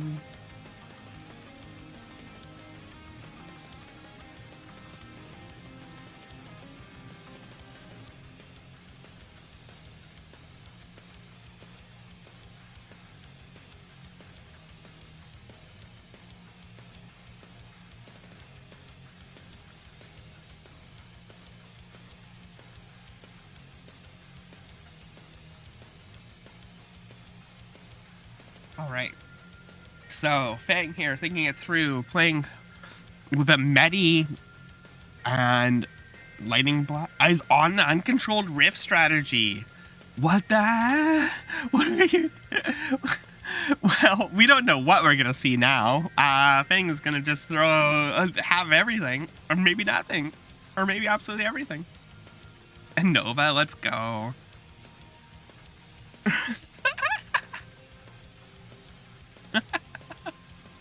I love. This is so silly.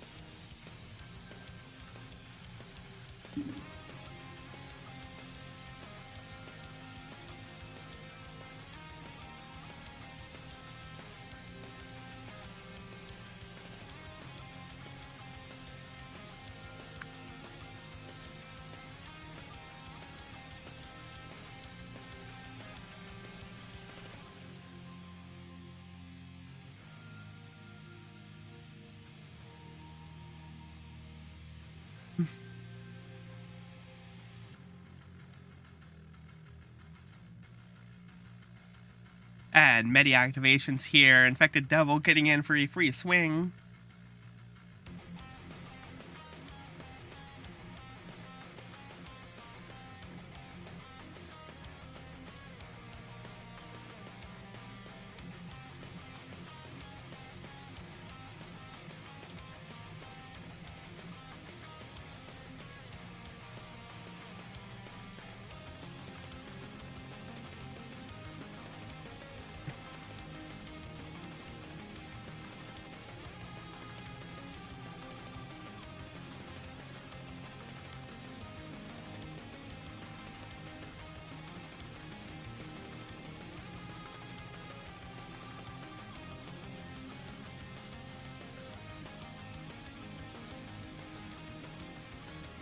So we shall see. We see Rosie coming out here and a Swarmer. Can we utilize? We can utilize Rosie to exhaust things, but we have no way to activate off of that. But what a weird William Dawn plays.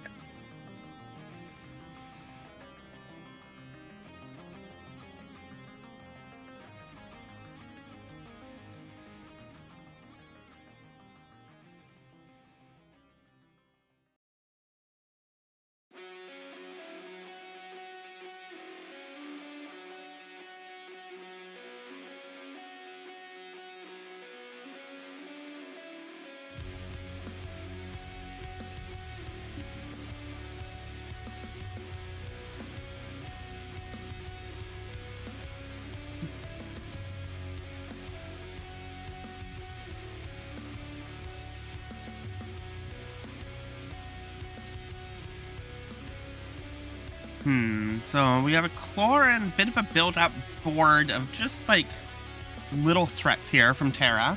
Chlor is showing up for Fang right now. Pretty good early threat, but late game like this, Chlor doesn't really get in too much.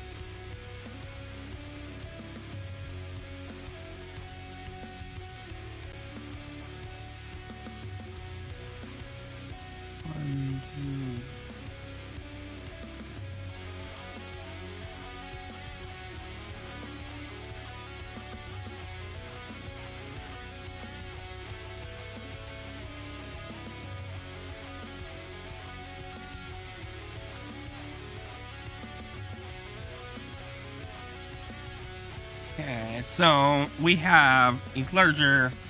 Oh, I forget which. That's like Carlotta here on the back row for Fang.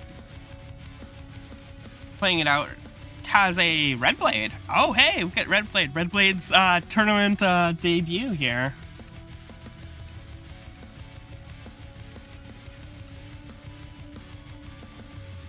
See, Red Blade, let's go.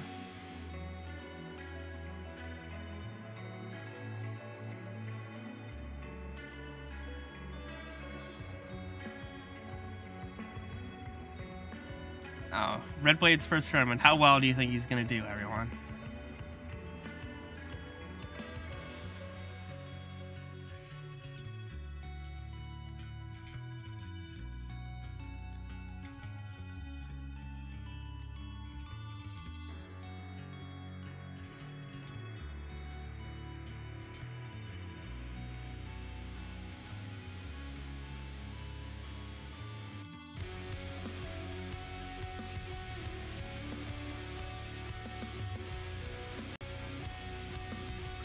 Okay.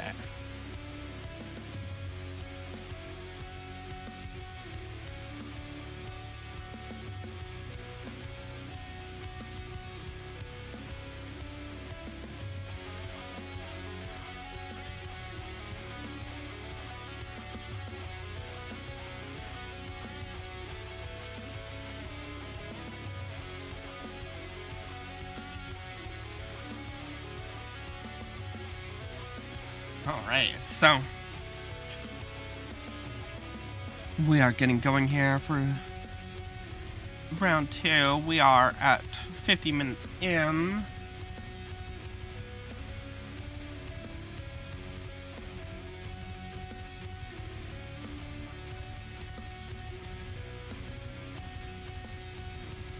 Voracious Goliath taking out everyone but Red Blade getting in. Let's go.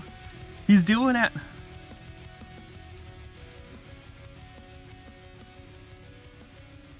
Dragon of Autumn Wind and a Red Blade. What is going on?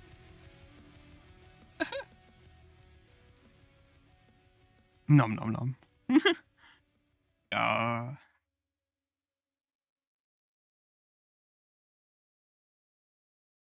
Yeah.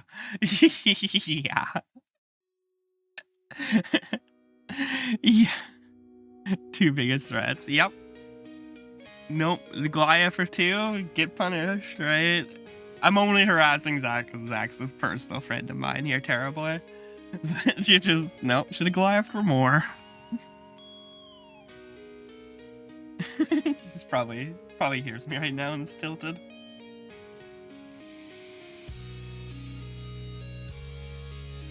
I deserve that.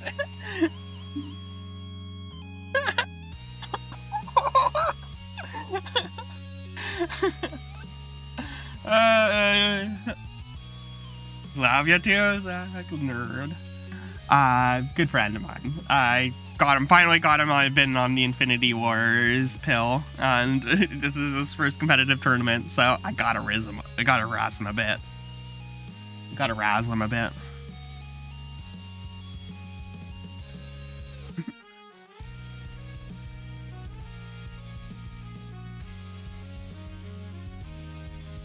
Fang is getting a bunch of disciples now. With the threat of the dragon and Red Blade out of the way here, we're gonna have to see what random things Medi can give now.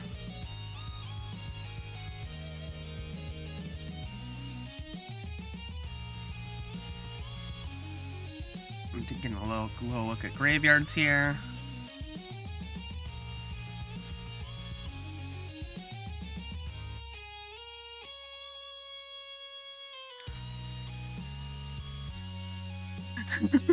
Okay, there we go. I can respond to that with the official account. Oh my god. I forgot that it doesn't go to my own personal one for this chat. Alright, and Fang gets hit by the combo here, getting knocked out for exact lethal and morale loss. Whew. Close. Oh, desync power? Let's see here.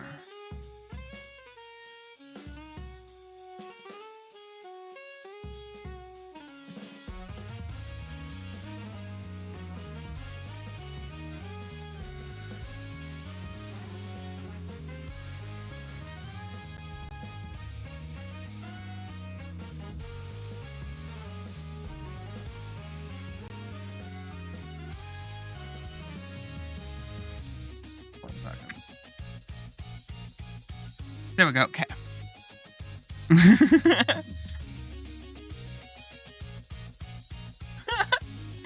um, I'm causing trouble on the work channel.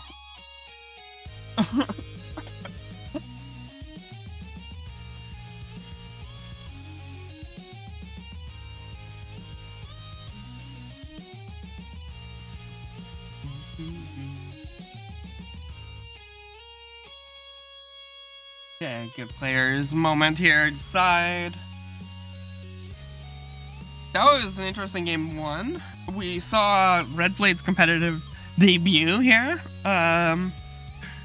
Good times with him. That Dragon and Red Blade coming out as the Goliath not hitting anything big really must. That was rough. Red Blade's the bug. Okay.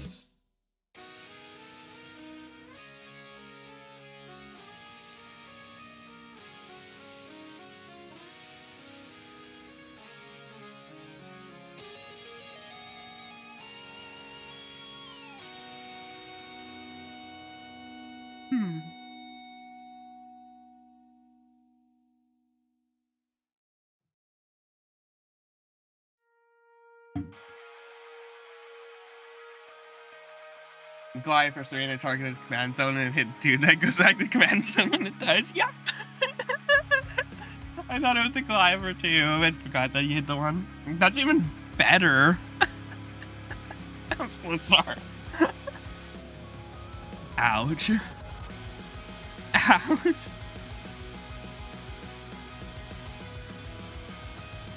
It's better for me, for content's sake, okay? For the content. Alright, the players are back up.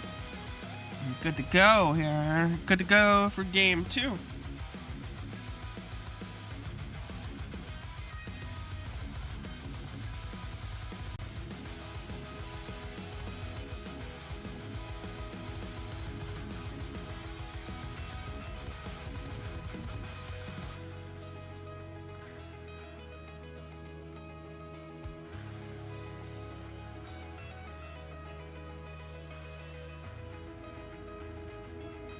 Oh, let me see here.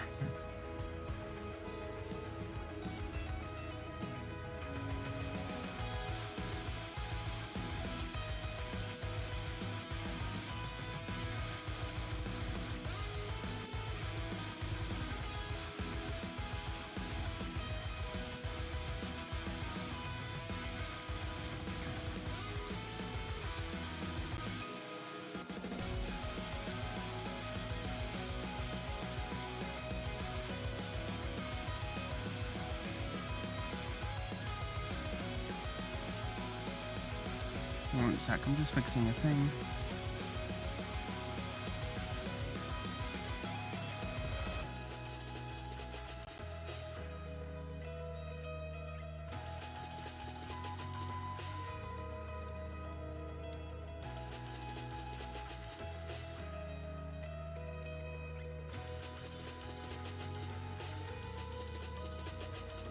Where did I make a mistake here?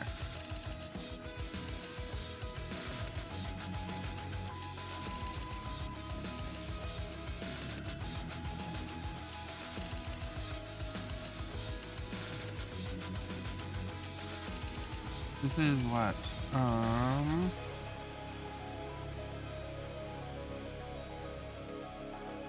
That's what I'm doing wrong. Let's see here. It's cave.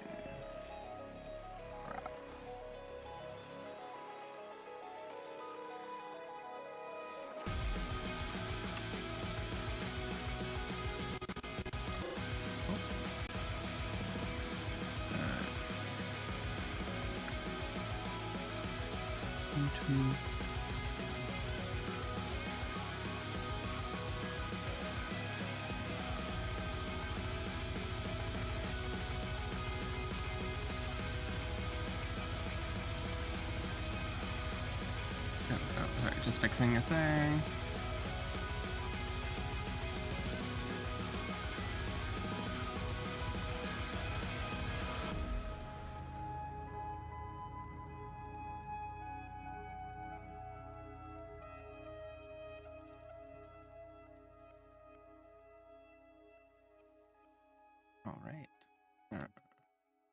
Sorry, I'm just fixing a logistics error that I did when posting.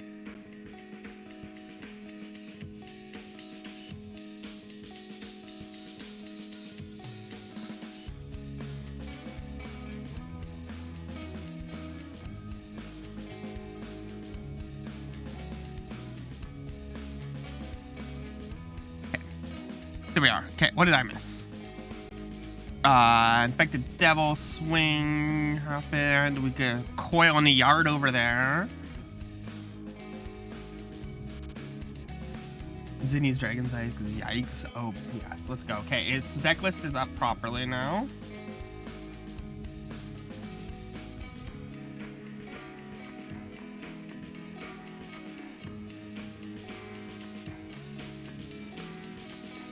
Okay, Legendary's dropping out. Wixie 1-2.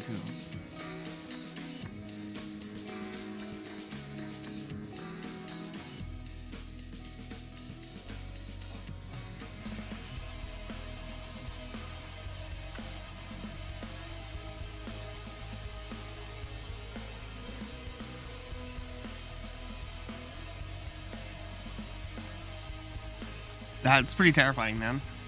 So yeah, Legendary is dropping.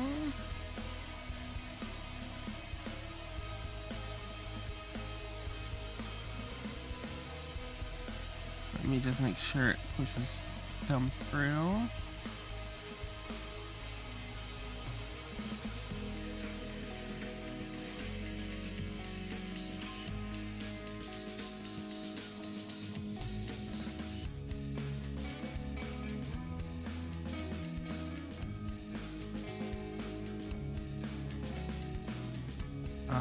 Hopefully that just makes something like that. There we go.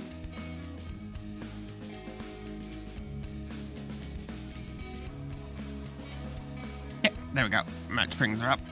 So what do we see here? We have Medi's out and fighting. That's not a good sign.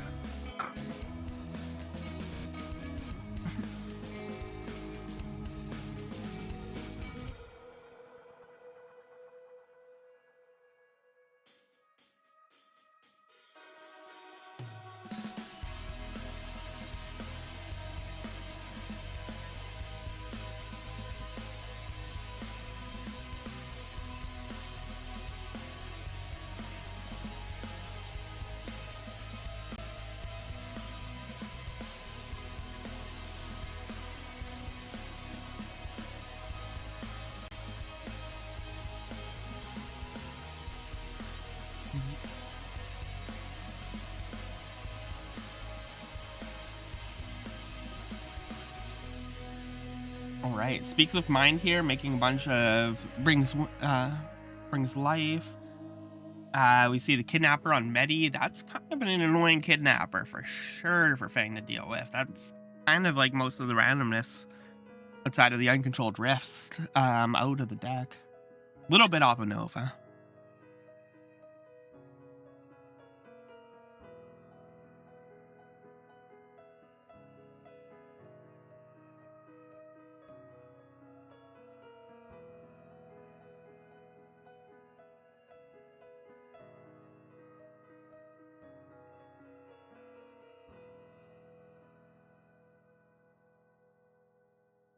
So let's see.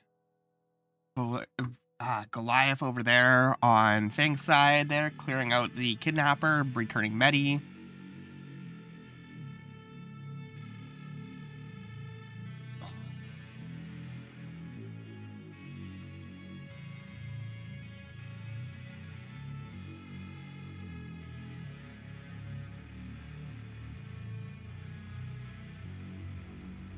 That lightning bolt too on the Brings Life was huge for Zach. Keep out of like too high of resource costs.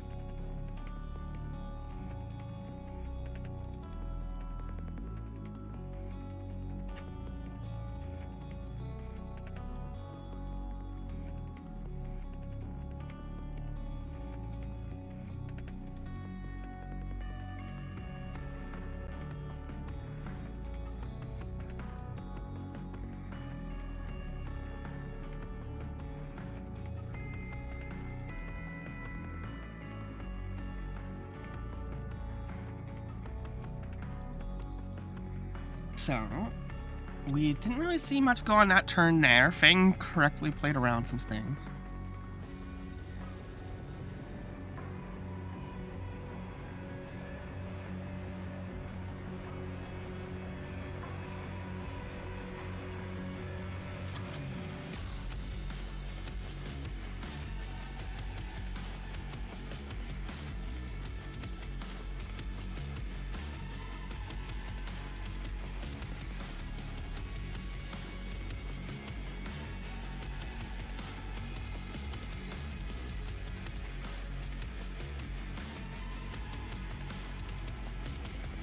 Okay, so that turn we saw Goliath take down some threats here.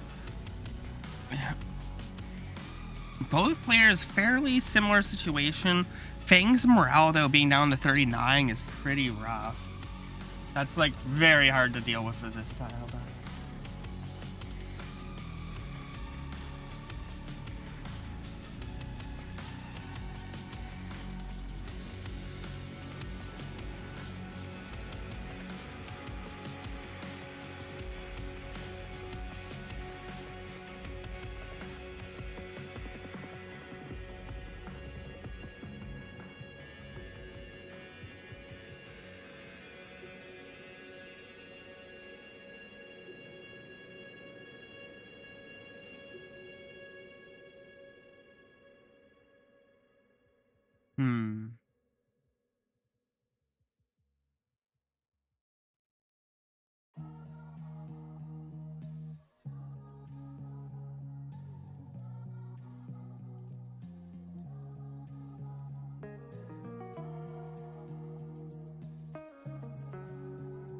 Right, we are seeing right now a mass death from the Fang, but we are seeing the demonic presence of a princess on board from Terra here, which should be enough for both morale and health loss, right?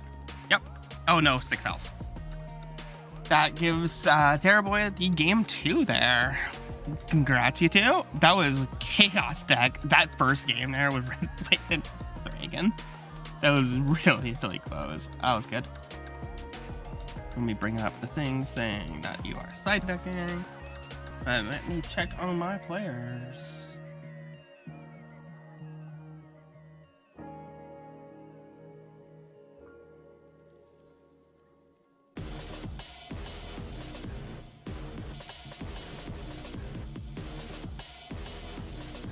And let me see here around 3.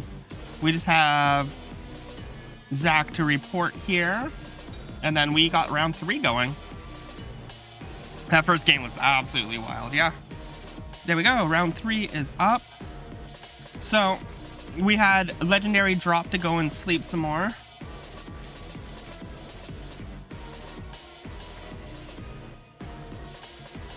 And round 3 here, we have, right now, Duelist and Blixie are tied for first. Can I ask one of you two to stream for me?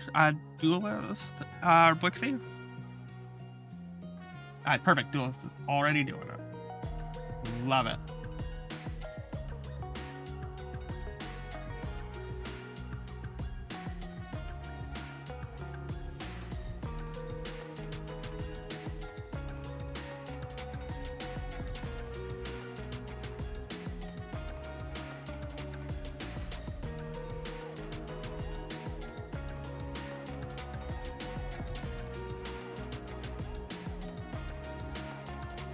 Okay, I'm just doing that. Does anyone need a bathroom break or anything like that? Needs a minute? Just seeing before we start up round, the round 3.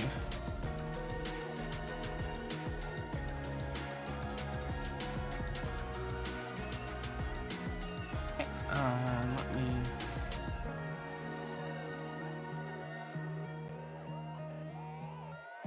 All right. So let's see here. Can Duelist hold on to the streak, or is Blixie gonna take it down? This is exciting to know. Seems like everyone's ready to go. Okay. Yeah, let's go then.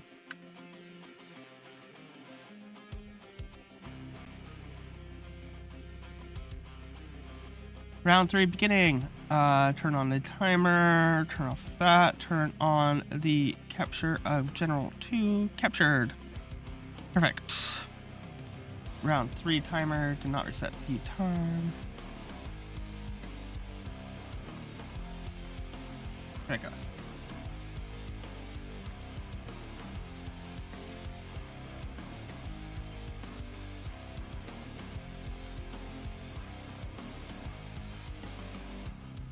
And so we're seeing here both players for the first time in the tournament coming in round 3.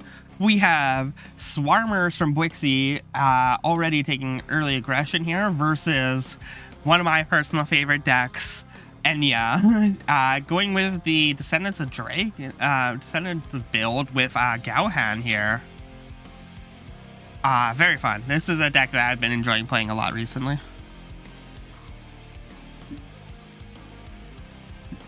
Yeah, Tip, free win for you, so you won. Just so you know there, Tip, yeah, you get the free win there. Thank you. Yeah, just chill, spectate. It was an unfortunate, I would have seen the standard duelist opening of Nero second. Yeah, yes, it's a standard duelist play. We love it here. I love it.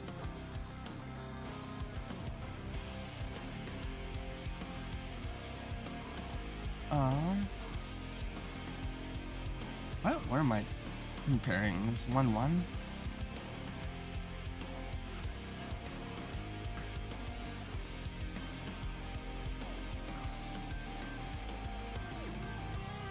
Oh yeah, so Duelist took over Cannon in round 2, 2-0.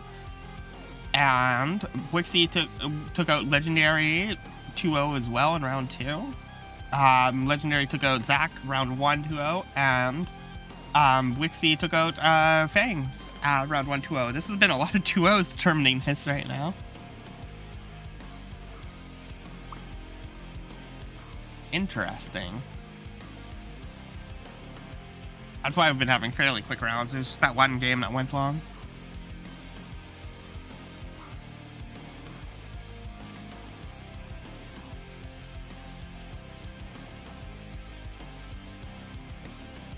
Oh, the topic of Melosa in the Discord, nobody brought her. I know, right? Y'all influencing the meta.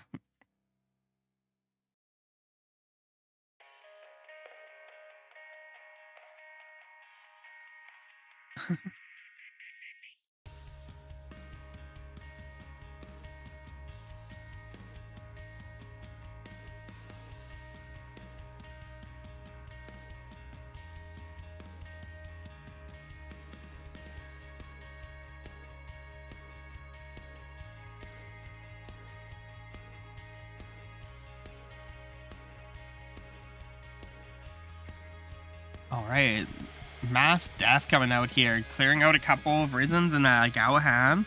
Wixie is just sitting on a pile of Swarmers, hoping for a key turn, it seems.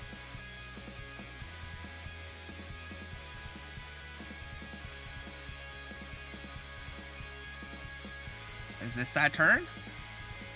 This is not the turn.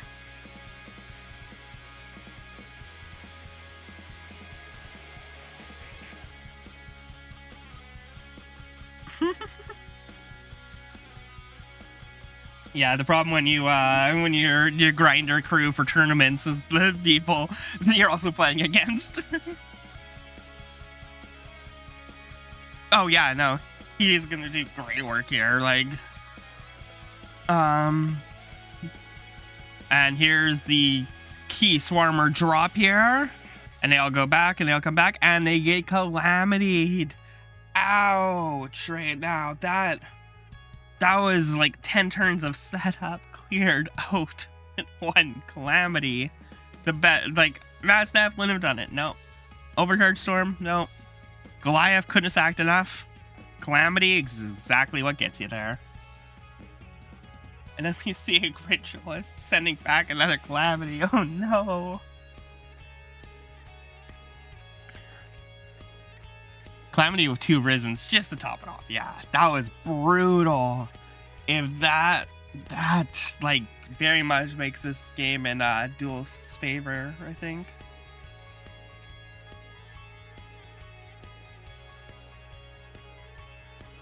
Okay, Blixie's building up a board, but gets overcharged here. 2 cards in hand, no commanders left of Misery or Painstone. But this is when we see Enya and Nero starting to take over games, as they can just go for this. Absolutely fun deck. If those of you don't know, it's 60 cards, singleton.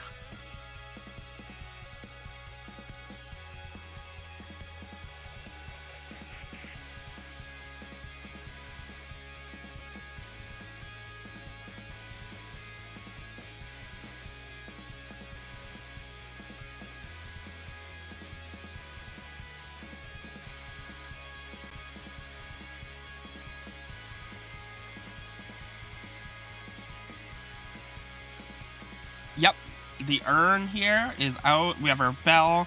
So as Tip is bringing up here, the urn kind of just provides inevitability to this game and putting in the flying 10 per turn. And Swarmers, Swarmers doesn't really have many ways to deal with an artifact that like triggers and bounces the brings out the flying dragon there. It's 10 Dragon Spirit. Yeah, flying. Okay. I run this deck, I should know. But gonna be hard to come back from that calamity for Blixie. We'll see. Can we end Duel's streak?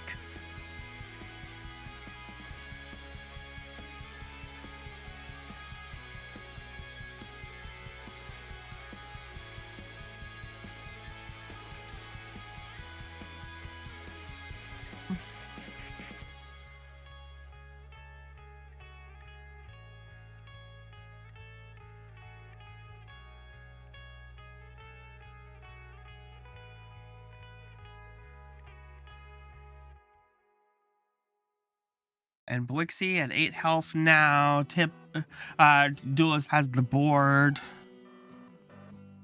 Descendants of Dragon able to humble artifacts. Probably. I see that being eventually something. Like, if they had to pay, what, maybe 5 or 6 to neutralize it? Like, not being at, like, 3... I feel like that's mostly okay, or it'd have to be... Would it be? Probably like 2 devotion, maybe 6, and it'd just be like blank on artifact. It feels really bad at 6. Mass Death here, hitting the spawn 2 Swarmers, and the Shadowhound's Urn just takes out that game. Alright, their game 1 goes to... the pile, Enya pile. We'll give the players a moment to side deck here, and then we'll be going in for game 2.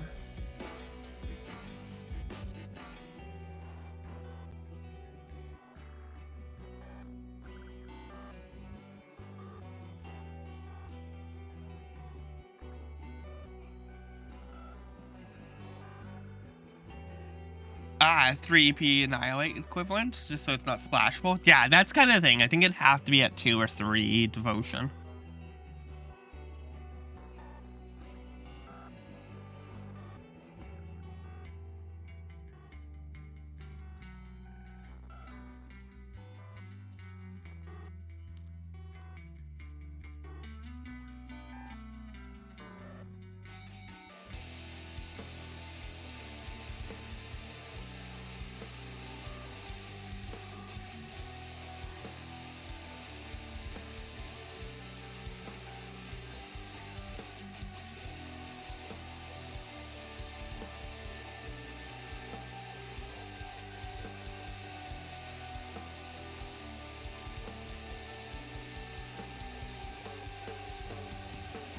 Wonder if Swarmers can play aggressively enough to pressure Enya before those board wipes come online.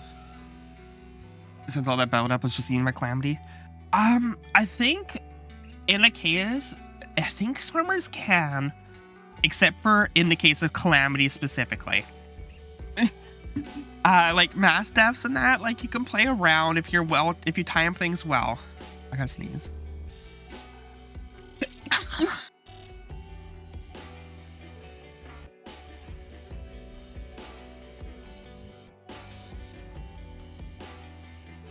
Sorry about that. So Calamity though is the one that hits like in everywhere, and that just ends up being the hardest one to deal with. But it is 1 in 60 here for Enya.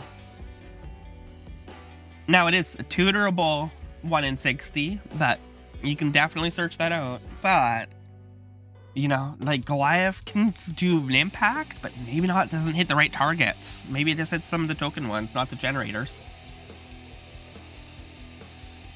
And then yeah, once a board wipe tribal starts up, it's hard for a lot of decks to keep up with that. All right, we can get going here on the next game. Game 2 here, going between Blixie and Duelist. Duelist defending the throne right now. Blixie coming in with a funny Swarmer deck here. We're gonna see if Swarmer just takes it. That's gonna be amazing. I love that.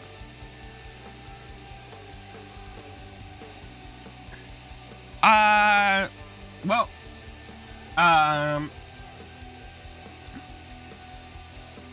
Pip, do you want to, because you're in the one there, we could commentate if Duelist wants to go into muted mode. We could commentate, but we just can't commentate when Duelist doesn't have it muted. I have to stay in the channel to stream it. I'm not gonna bug him. Yeah, go for it. Chat though. It's fun. If you ever want to, I could probably bring you on as a co-host. Imagine commentating. Cringe. Couldn't imagine that.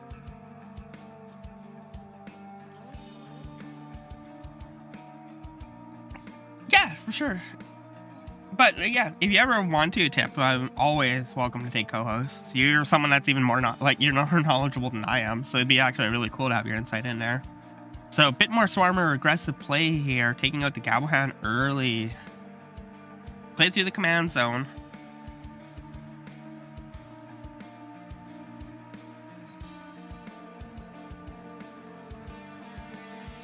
Yeah, like magic commentating, Zach. Not like I haven't dragged you onto some of my Yu-Gi-Oh streams to commentate on replay night. Never. That couldn't be me.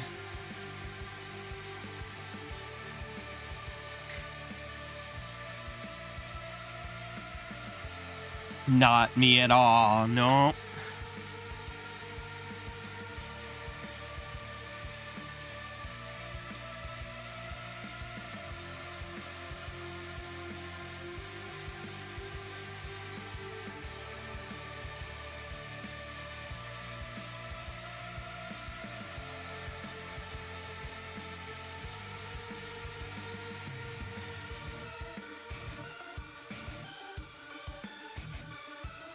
You could never. Doesn't sound like me at all. Commentate on games? Never.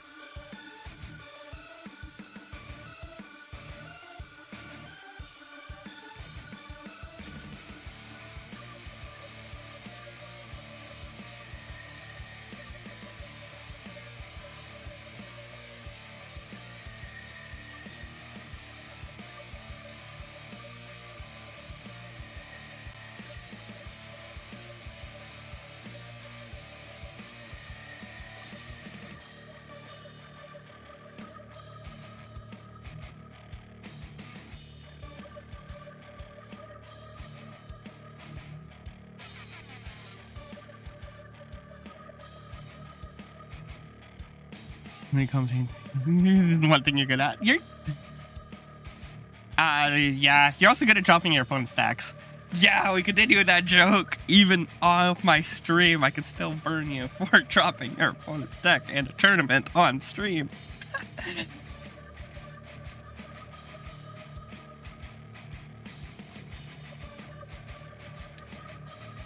Yeah, no problem, Tips. Yeah, message me, okay? I can always help you out with things with this. I'm so good at that, Zach. It's like running gag that's totally stale and old now. I've harassed you about it for over a year. All right, Death in Heaven takes out a bunch of the Swarmers here, stopping Blixie's board, who almost knocked down Duelist down from 15 life here. Blixie's at 100 health, 40 morale, but Duelist has Blue Leaf, Gamepedia's pet card here. And we're going to see what happens because of that. This is when Duelist can just turn around this game. Or Blixie might just be able to push through a couple extra cards, get through. It's ran for so long, it's trying to not only servers, but games. Yeah.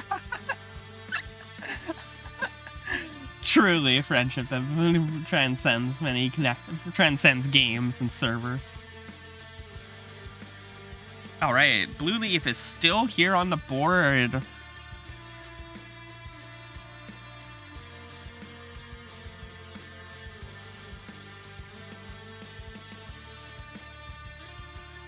Really friendship that I wish would end. Thanks. Thanks. That's how you know you're truly friends. If I wasn't there to bully you, who would be? Whoa, big bite here. And that knocked out Duelist's health completely. Oh, okay. I was not expecting that turn there. That was 15 health, though. It was a risky amount to be at. So we're going to see game 3 go on between Blixie and Duelist here. Oh, hooey. Here I am yapping as we just completely see Blixie take over that game. That was enough. And we'll see when game 3 here between those two.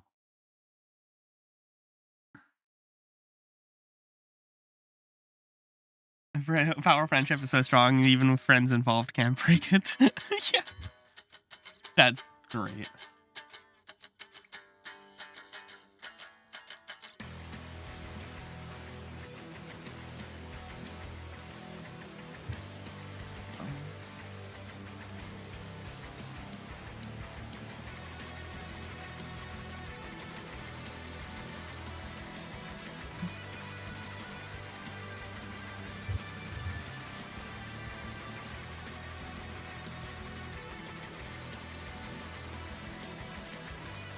All right, we're just getting prepped up for game 3 here.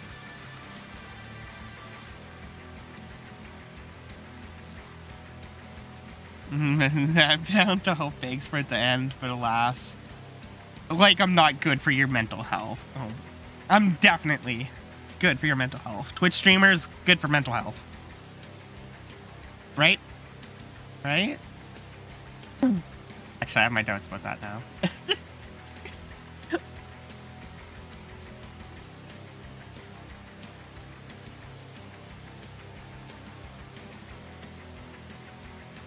Right, 42 minutes round.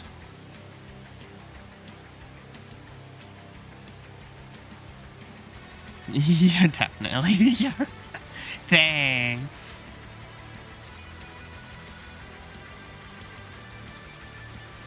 And here we go.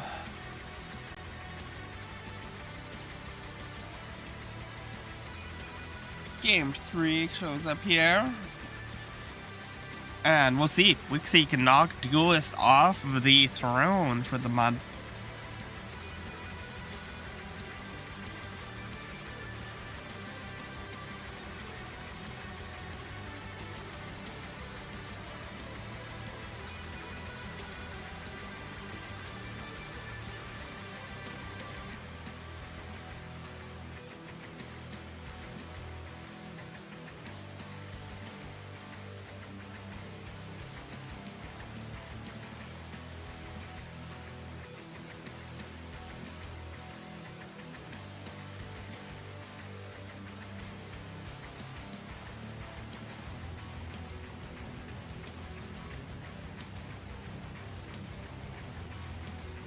So, early Swarmers from Command Zone plays from Blixie, Gauhan, Risen, Nero plays from Duelist here.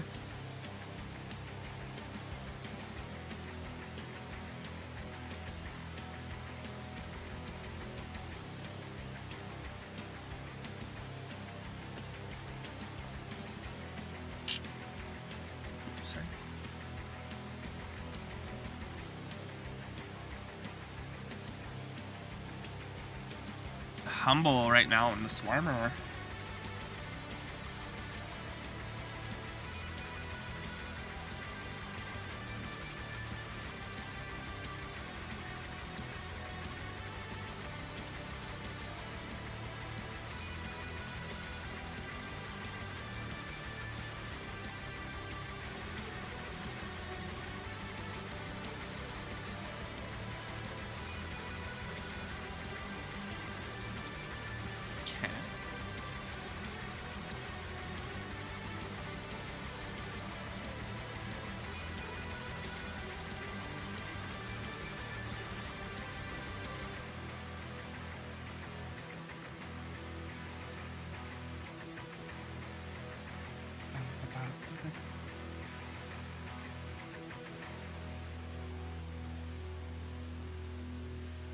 Okay.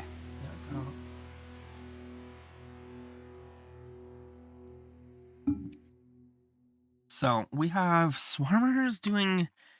I don't know if this has been enough damage yet to get over the inevitability of board wiping.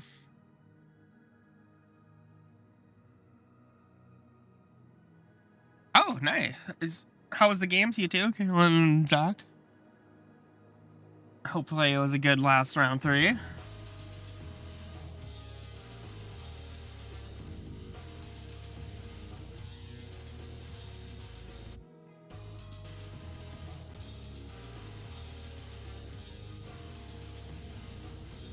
So this is a few Swarmers now, though. Like, Duelist has got to get a board wipe live pretty soon, or we're going to see what happened in game 2 happen again, where it's just, oops, pinged.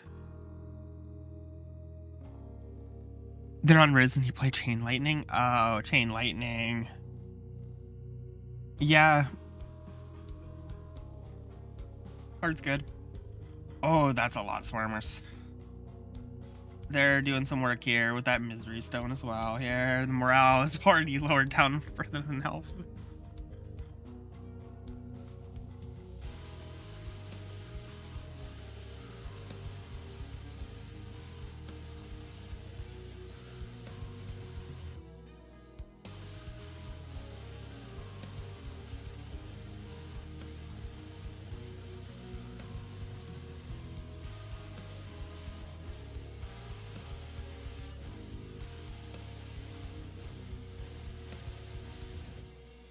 Oh, Zinni got it 2-0 as well here. Wow.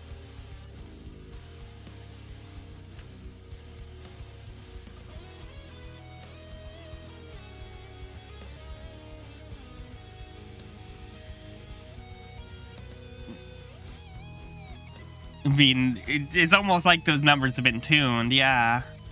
That's not a thing that's meant to be an interaction point in the game between Chain Lightning and Risen and Averarg. Both players chew through their command zones here. Board's clear. Duelist has more cards in hand, but further behind on life and morale.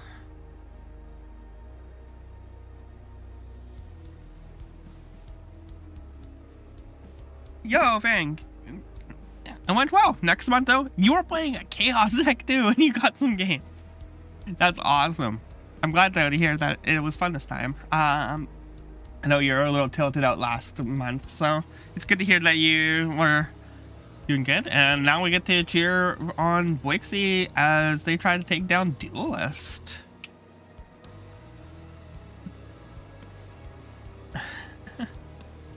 We can cheer for Duelist too. We can throw a little bit of love towards Duelist, but he's definitely the bad guy in this situation. It's 1-1.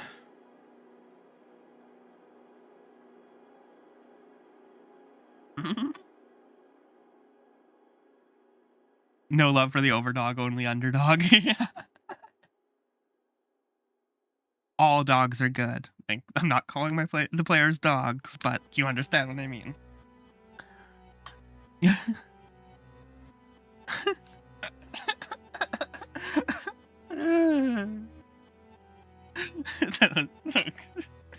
One-one's very close finals. It is. This is like Blixie's at low morale now, but still has a hand. Like Swarmer still has an entire hand of threats to drop here. Like boom, here it comes. It is all dogs go to Solons.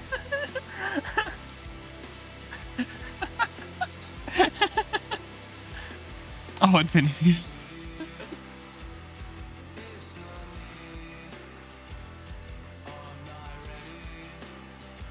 Well, Duelist has 6 cards in hand here.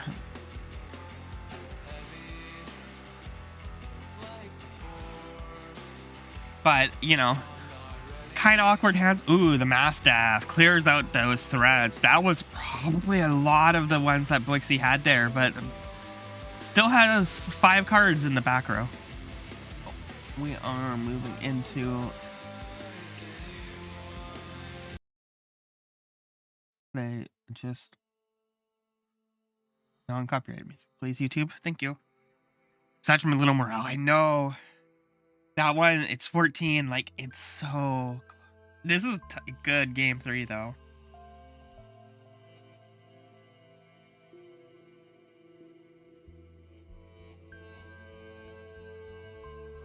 Swarmer's on Duelist side now. No!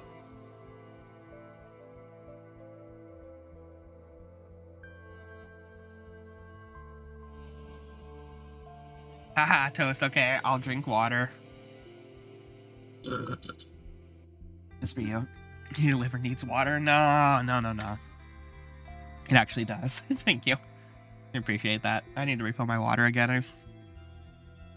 I just went on that quick run 2 hours ago and then quickly ran back here.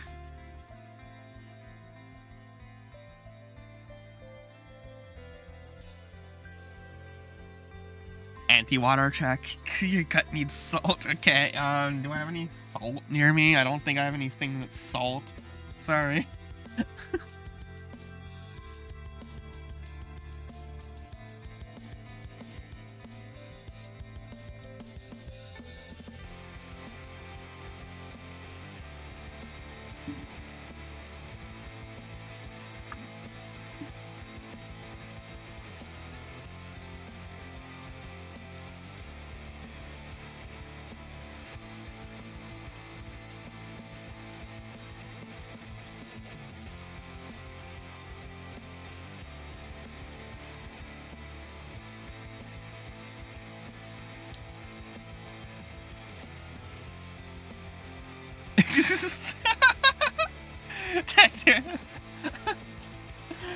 Oh, I haven't thought about Salty Bet in so long. Everyone, that's not a weird website. It's just a betting on random fighting game character simulator called Muso.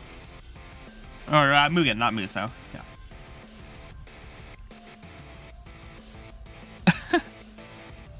I haven't thought about Salty Bet in so long. Okay, I gotta focus on this match. I'm getting distracted by that. Blixie's almost out of morale, almost out of health here. Duelist has board. Voracious Goliath keeping threats clear here. There is a subjugated dragon here to take some time. Mass death from Blixie taking out the dragon. We see an extirpate here on the stone, preventing Blixie's main win con through morale from going through. And now we have to see. Blixie has 3 cards in hand. Duelist has 5. Okay, when I was in university and running 3D printers back in one of the student labs when I was an undergrad, we would usually have Salty Bet on one of the computers. And it was just it was in the background nonsense to have on one of the computers streaming. It would be Twitch Plays Pokemon as well. Just silly things while everyone's studying in a computer room with 3D printers and that. I used to maintain those 3D printers. Nostalgia. The call out. Yeah. And Blixie left. Oh. Let me just check in here.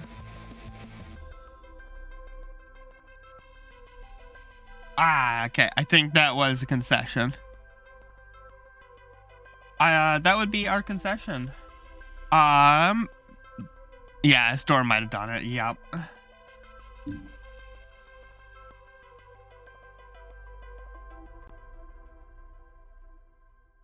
All right, everyone. That concludes the tournament, we have for the what is this? Is this month 3 now? Duelist. You won for the 3rd month in a row, I believe. Ah, okay. Yeah, it seemed like a concede. I assumed it was, but I just wanted to make sure. Okay. Yeah, so what we had winning here, what 4th month in a row. I thought Trav won one a little while ago. Maybe not, but maybe Duelist will have to tell me. I've been hosting them for, I think it was 3, because I think Trav won one in there. Okay, we have our tourney up and going here. Trev's not showing because he's scared of you. Have you played against Trev yet? Okay, let's take a look here at the monstrous pile that is Duelist's deck here. We have Nero here, and so we're running off of Gohan, Nero, Enya, and we have all these one-ofs. I will reveal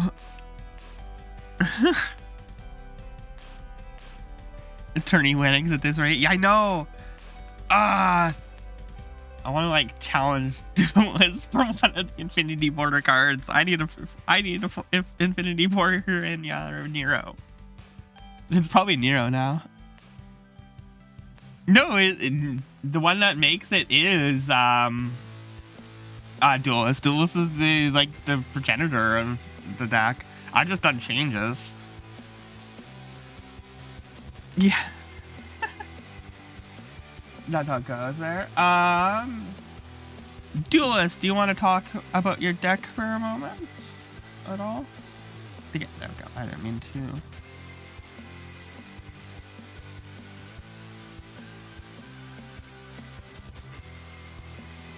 You can? Okay, perfect. Let me unmute. Hey Duelist, you're live. Hello. Let me turn on everything. Let's turn down the music a bit for you. How's it going? That's month 3, right? Oh yeah. Month 3. Oh my. Competition's getting tighter every time. That's actually really good to hear. I was really glad to see people showing out today, and honestly, we had a pretty good spread of people like getting in some games and that, and it seemed like most people had like their moments and like, so it's really good. I think this was a really fun month for this. But of course, there has to be one winner in the end, and it was you with Enya again. Basically the same deck list as last time, right? Like, I mean, I changed my sideboard very slightly, but ultimately, yes. yeah. Basically, there's that. Let's bring up your side deck here, just so that you all can see here. Let me do this. So we have, we have Red Tape and Denial of Surprise. I love Denial of Surprise. It's such a fun card. Evict. Micro Riff Research. I've actually been considering running this main for in Enya myself, but I find though that I don't tend to make good use of controlled, so I'm almost thinking of it instead. I have run it in main before. Hello. It is perfectly fine. I just needed room. Oh, hey Blixie, welcome in. Blixie here was against in the finals here against Duelist, and congrats on the games there. That was really close. Love very the deck, nice. by the way. Yeah, let's look at this here. Surprising. So very, very clean small list here where you have a bunch of Swarmers, some Blood Arrows, Wills. The Misery Stone was an excellent idea. I know that's been the tech for your Swarmers, but it's not original. Yeah, but it's just a nasty card. Misery Stone does so much work for you in this build. Clean deck. It was really good to see that in the finals. I literally had to have perfect answers for both Misery Stone and Swarmer's aggro. It's very annoying to play against. And Enya makes some pretty interesting decks because you have so many options. Oh yeah. I don't even think the option I'm playing is the best one. I just think it's a solid control list. I've been really mhm. enjoying the Sleepers build over the Descendants build, but I think I prefer it. Anyways, I want to bring up one here. Did anyone see what Fang here was running? Because this is wilding. They're running a drafting deck. Yep, 16 I think. uncontrolled rifts. Mhm. I Fun love card. it. It is. I like Speaking of that rift, it's an ability that generates a character. It gets around some fun things there. I think though the card that always makes the kind of random, like the Daft Draft deck, is Medi. Medi is such a good card. Mhm. I have done a pure drafting deck before. They are always fun. Oh, Mhm. very much so. Zach here on the Henrique combo off of the Misery Stone with the demonic presence. Pretty standard build by now. It's solid though. think I Infected actually played Devil his turn build. 3 is so good. I think I played his build in one of the tournaments before. It's certainly solid. Yeah, I think it's just got a couple differences than what you played a couple months ago there. Then we have. Oh, this is the. Kalen is on the sleeper stack. Oh, bye, Blixie. Yeah, you can jump in, Zach, if you want to say one thing. Say a thing.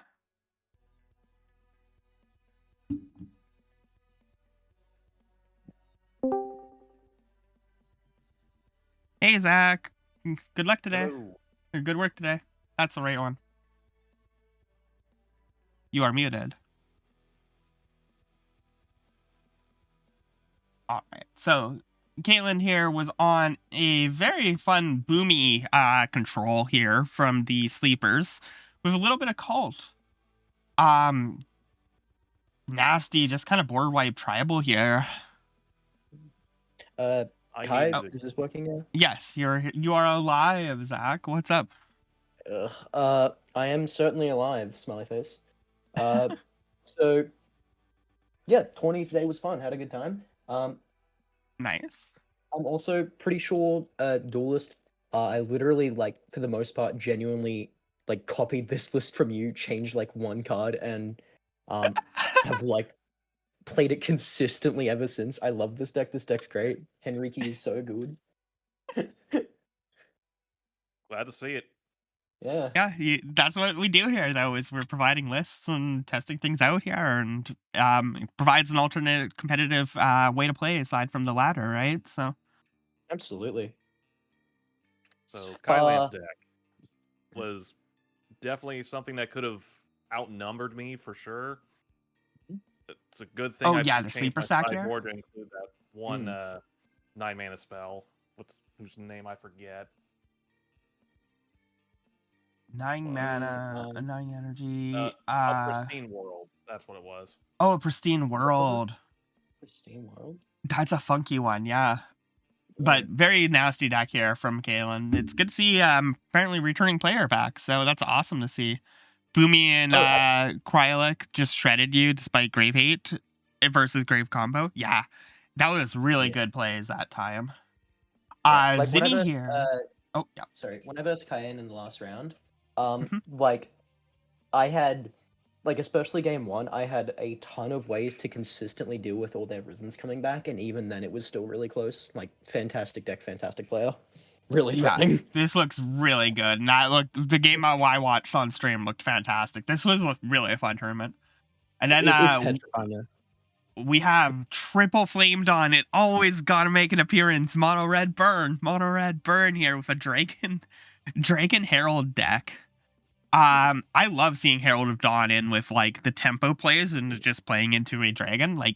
That's just classic kind of Flame Dawn. This is kind of what the high end of Flame Dawn looks for a longer game. Is going in for a dragon play, I feel. And I'm not a super big fan, personally, of aggressive Flame Dawn. I think that deck's kind of it's very much a one in all in type deck, and if you can stop it like it's one kind of middle to big push, you kind of just win the game immediately. Hmm. So more tempo based, using like a more tempo based variant that is like using obviously some cards to be able to have a bunch of dudes randomly, but also like being able to play a longer game is far more interesting to me. It does look really cool. Yep. Red tape, exhaust goes far. Mm. Then we got a little bit of ramp here with the nobles. And then, you know, a little bit of the distraction at the beginning. Beck helps a lot with cheating things out a little sooner. This is a very kind of just like a class. This feels classic. Even though I haven't seen this deck in a while, I've seen this configuration together quite a bit. Siege Engineers is a bit of an interesting choice, though. Sorry, I'm blanking on another card again. There was a 4-mana dragon that made other dragons untouchable. Oh, I that's noticed it wasn't on that list. that's Rio Nice Dragonborn, right? That's what it is. Yeah. Yeah, it's Definitely not running recommend that Rio here, which is an interesting one, but you're doing it on triple for the fiery wishes then. With Rio in your command, right? You She's don't need it in neutral. command. You can play it in your main deck. You It's could play it in the just- main, yep. Tip says know what you think 3 about for it. Flame Dawn is always interesting to solve and puzzle out different variants, even if you're not a big fan of playing aggro yourself. True. I agree with that sentiment. I think that, like, from what I've seen of Flame Dawn, aggro is obviously definitely a way you can play it, but I think simply being restricted to aggro, it feels like a huge mistake. I think that, like, Flame Dawn have so many more interesting and probably better things you can do, and, like, that list right there kind of just proves it. Definitely. Yeah. All right. We have Purge the Graves from Tip here, running Taxera, Aletta, and Spirit Guide. The graveyard hate is real. We saw this on stream in game 1, and it took out everything from a graveyard deck, and then it was due to Kalen's skill of play that able to come back from a graveyard hate deck here. Pretty. You will not be getting any reasons, yeah. This isn't. You're not getting a risen, but Kalen was doing it. They're actually getting through. I mean, that's the thing about like Nero as well, is that like that's what I like about Nero so much, is that sure, there are obviously like what's that one dragon that says on like deploy you send like dump 3 risens? 6 actually. Cyber 6. infested dragon. 6? Yeah. Yeah, that. Yeah, that's obviously a very strong card that Cayenne's able to get out very consistently. I'm probably mispronouncing their name, but like, yeah, obviously very strong. Like, being able to Nero consistently every turn, like both threatening just a ton of risens consistently, but also getting a massive beater is horrifying. Oh yeah, I think it was game 2 of them versus this deck, Tip's deck, but it ended up being like a 24 Nero, like, and it was like it's relevant. It's a big body. No relevant like effects, but like I'm like even still like no relevant effects except like being able to say in 3 turns I get a 6/4 and also gain +2/2 now, meaning that like it's hard to kill it easily because it can just gain more health, and also even if you do remove it, it still has like there's still a bunch of risens in a graveyard is just so rough. So it's like even to the point like where like even if you're playing a very dedicated, okay, you are not getting any cards in graveyard, you're still going to be able to consistently like you can still consistently get risens, but they can't consistently remove them. yeah. Not to mention playing it with Enya. It's like Enya is going to be naturally inconsistent, but consistently having Risen come back to act as even as just blockers to stall. It's the main reason why my deck can even function. Oh yeah, absolutely. I think they're just some of the best companion pieces. Like Nero can go into a lot more decks, but I think Enya basically requires a Nero play. I mean, it's pretty telling that every time I've seen an Enya deck, which I guess is built by you entirely, Duelist, which is weird to think about. But every time I've seen like Wisty play a Enya deck, because I've seen her play a lot of Enya decks, all of them, I mean, like they're always running Nero, and like it's always turn 1 Nero get a dude, sack off like your Enya or something. Yeah. Like, It is certainly a good line. There is also playing Dung with Enya that could be really Oh, good. good old Doug. mm, That's so. I like the bit more tempo plays of the more traditional like Nero builds over Doug, but Doug is an option. Like getting to 200 What life is- is not hard. what is he search up saying? DUGG. DUGG. Yeah, that's Doug. You generally play it alongside Concordant Collective. That way you put poison on Doug, and so it constantly gives you 10 life every turn.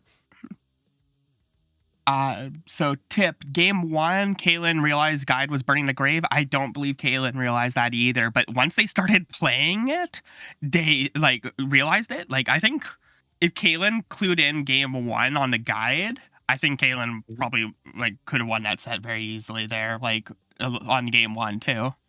And then the last game against Kaylin, there were only 2 Risen in the grave near the end because that Krylik had stolen so many cards with Infect that they had no fuel because it was always in their support zone. Whew. That's so good, Tip. Yeah. I love that.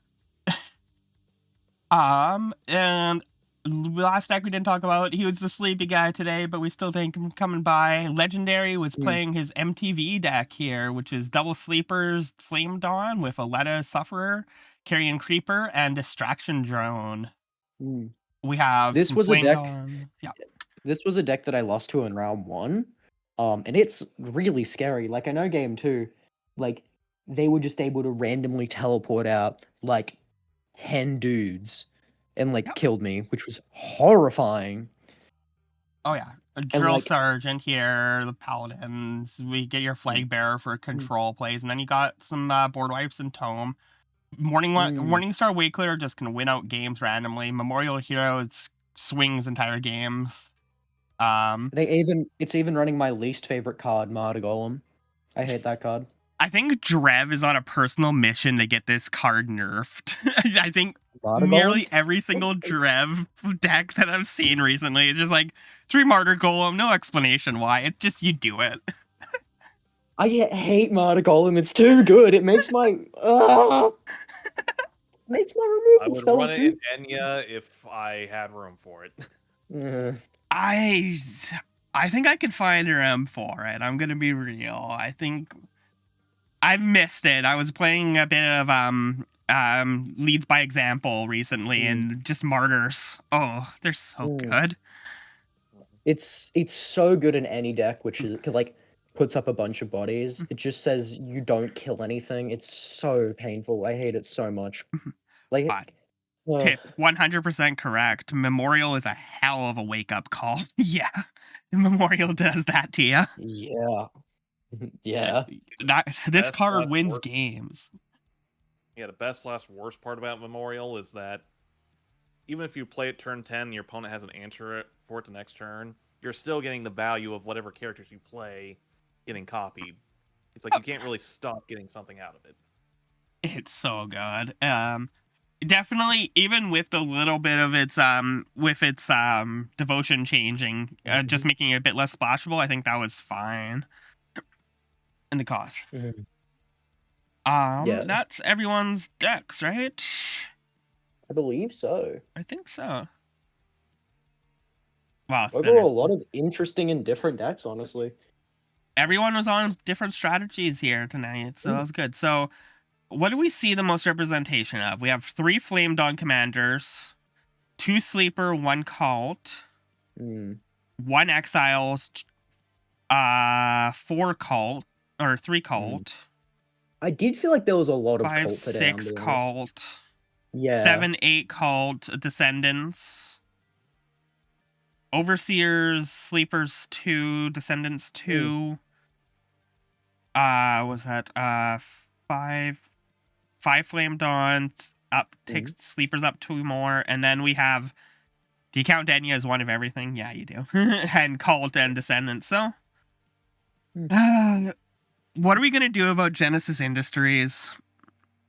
Leave it be.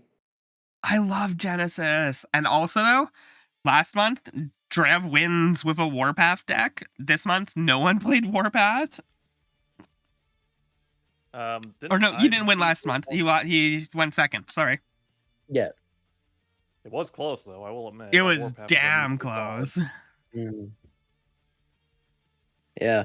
Uh, I don't know. From a newbie-ish perspective, I think that like every time I've versed against a Genesis Industries, it's either felt like really, really easy because the cards aren't very good, or just the most annoying, like annoying thing ever.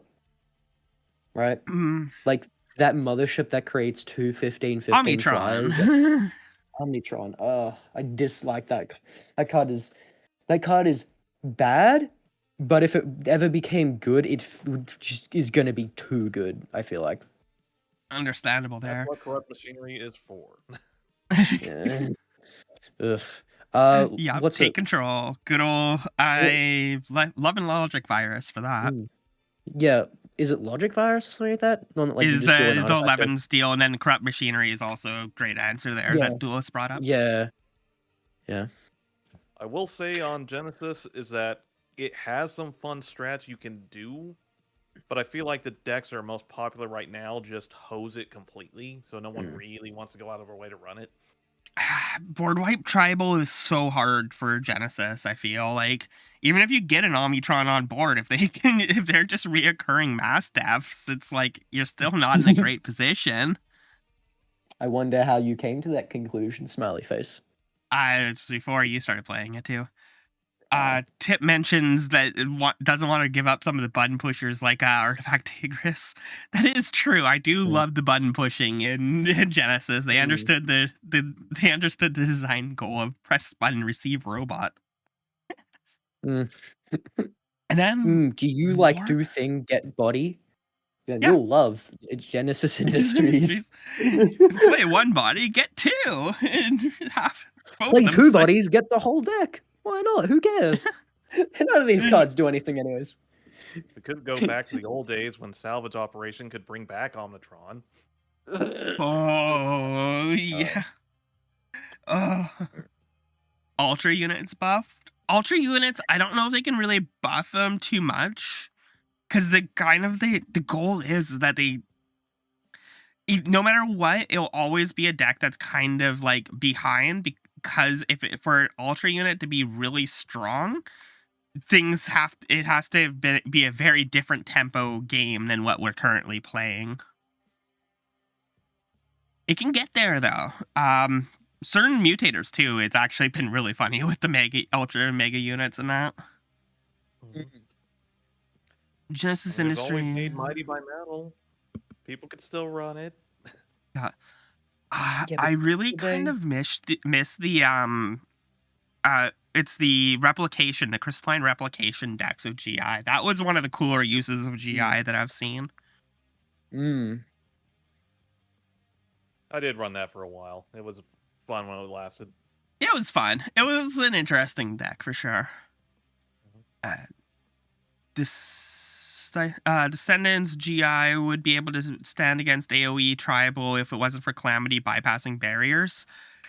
Calamity is a problem, and it's a kind of an untouchable card. Like, it's a one of, but you can bring it back sometimes. It's just like, it gave you that game one against Wixie there, because it's the one board wipe that could interact with all those swarmers in the support. I mean, 2 Purity GI has a temporary masked reality shift, I think it is. That card. That exiles your whole board and brings it back at end of turn to get around Calamity. There's always there's also funny bell hijinks you can do. I'm gonna be honest. I think Calamity I feel like it's a really balanced card. It's one of those cards that you can't touch, basically.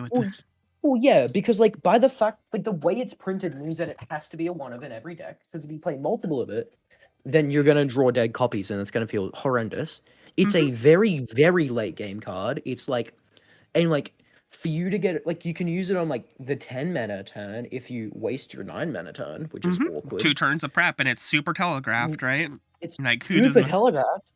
It's super telegraphed, and most importantly, it doesn't deal any morale damage because it exiles. Like, it feels like so you don't just like randomly win by killing an entire board with something like whereas like with, Or like, a randomly mass deck, lose you because of would. it. Yeah, exactly. Calamity is at a good legit- state right now. I think it's one of those cards where it's just at 11 mana with its restrictions. It's a card that like the rest of the meta needs to be built around it, though. Oh, absolutely. But Mhm. like I think it's telling where and like I'm not playing an aggressive deck, but when I was playing like trying out aggressive decks, I think it's very telling that when I see a Calamity being dropped, I'm like, oh, a Calamity's being dropped. Okay, how do I recover and not like oh, this card sucks, it's so annoying and unfun. Like it's very obvious when a Calamity's about to be dropped, and I feel like, okay, how am I playing around it? Right? Mhm. That feels like get this, good game design. Good game design. I agree. Was that the only Calamity being ran today? Was yours, Duelist? Actually, It is very Um, likely. it looks I like mean, I it. would always run it in any build, so Mm-hmm. It's good in Enya, yeah. Yeah.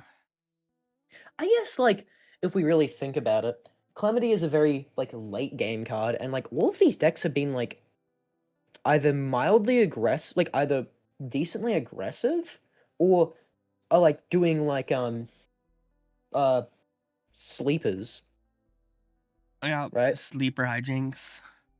What? Sleepers.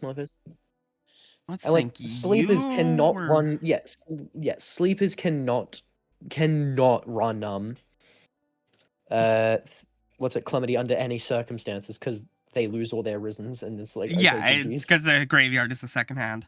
It's like Yeah. here, Zinni is on like a tempo like late game tempo with dragons. Tand here is on control. Mm. You are on combo control, Tara.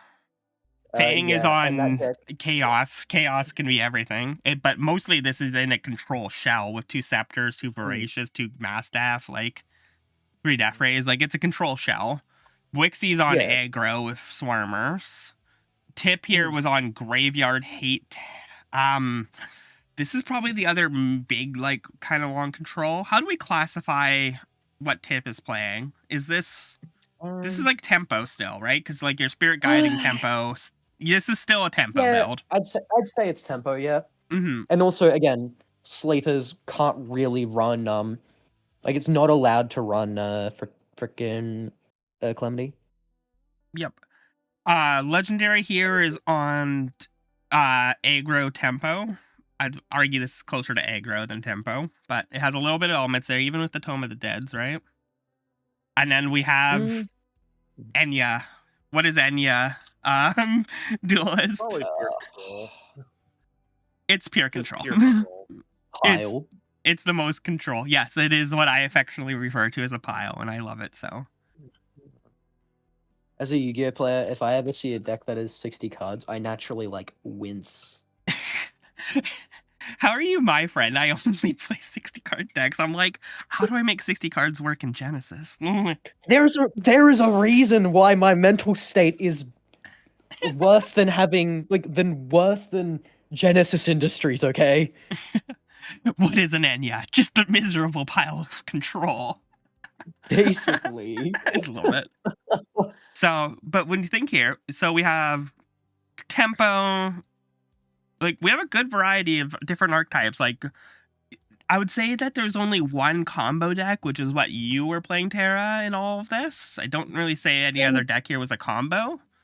I mean, even still, I'd still classify that as like more control oriented. It's just like after it controls for like 5 to 6 turns, it just like it's still a combo though in the end. It's with its idea there. MTG exists. Yeah. Kaylin does combo. I was putting Kaylin as being a Kaylin is combo. Boomy, getting the infested. I don't count that as combo because it still ends up playing tempo. That's a tempo play, but like it's using combos to get to tempo plays. You're using control to get to combo plays. Yeah, exactly, right?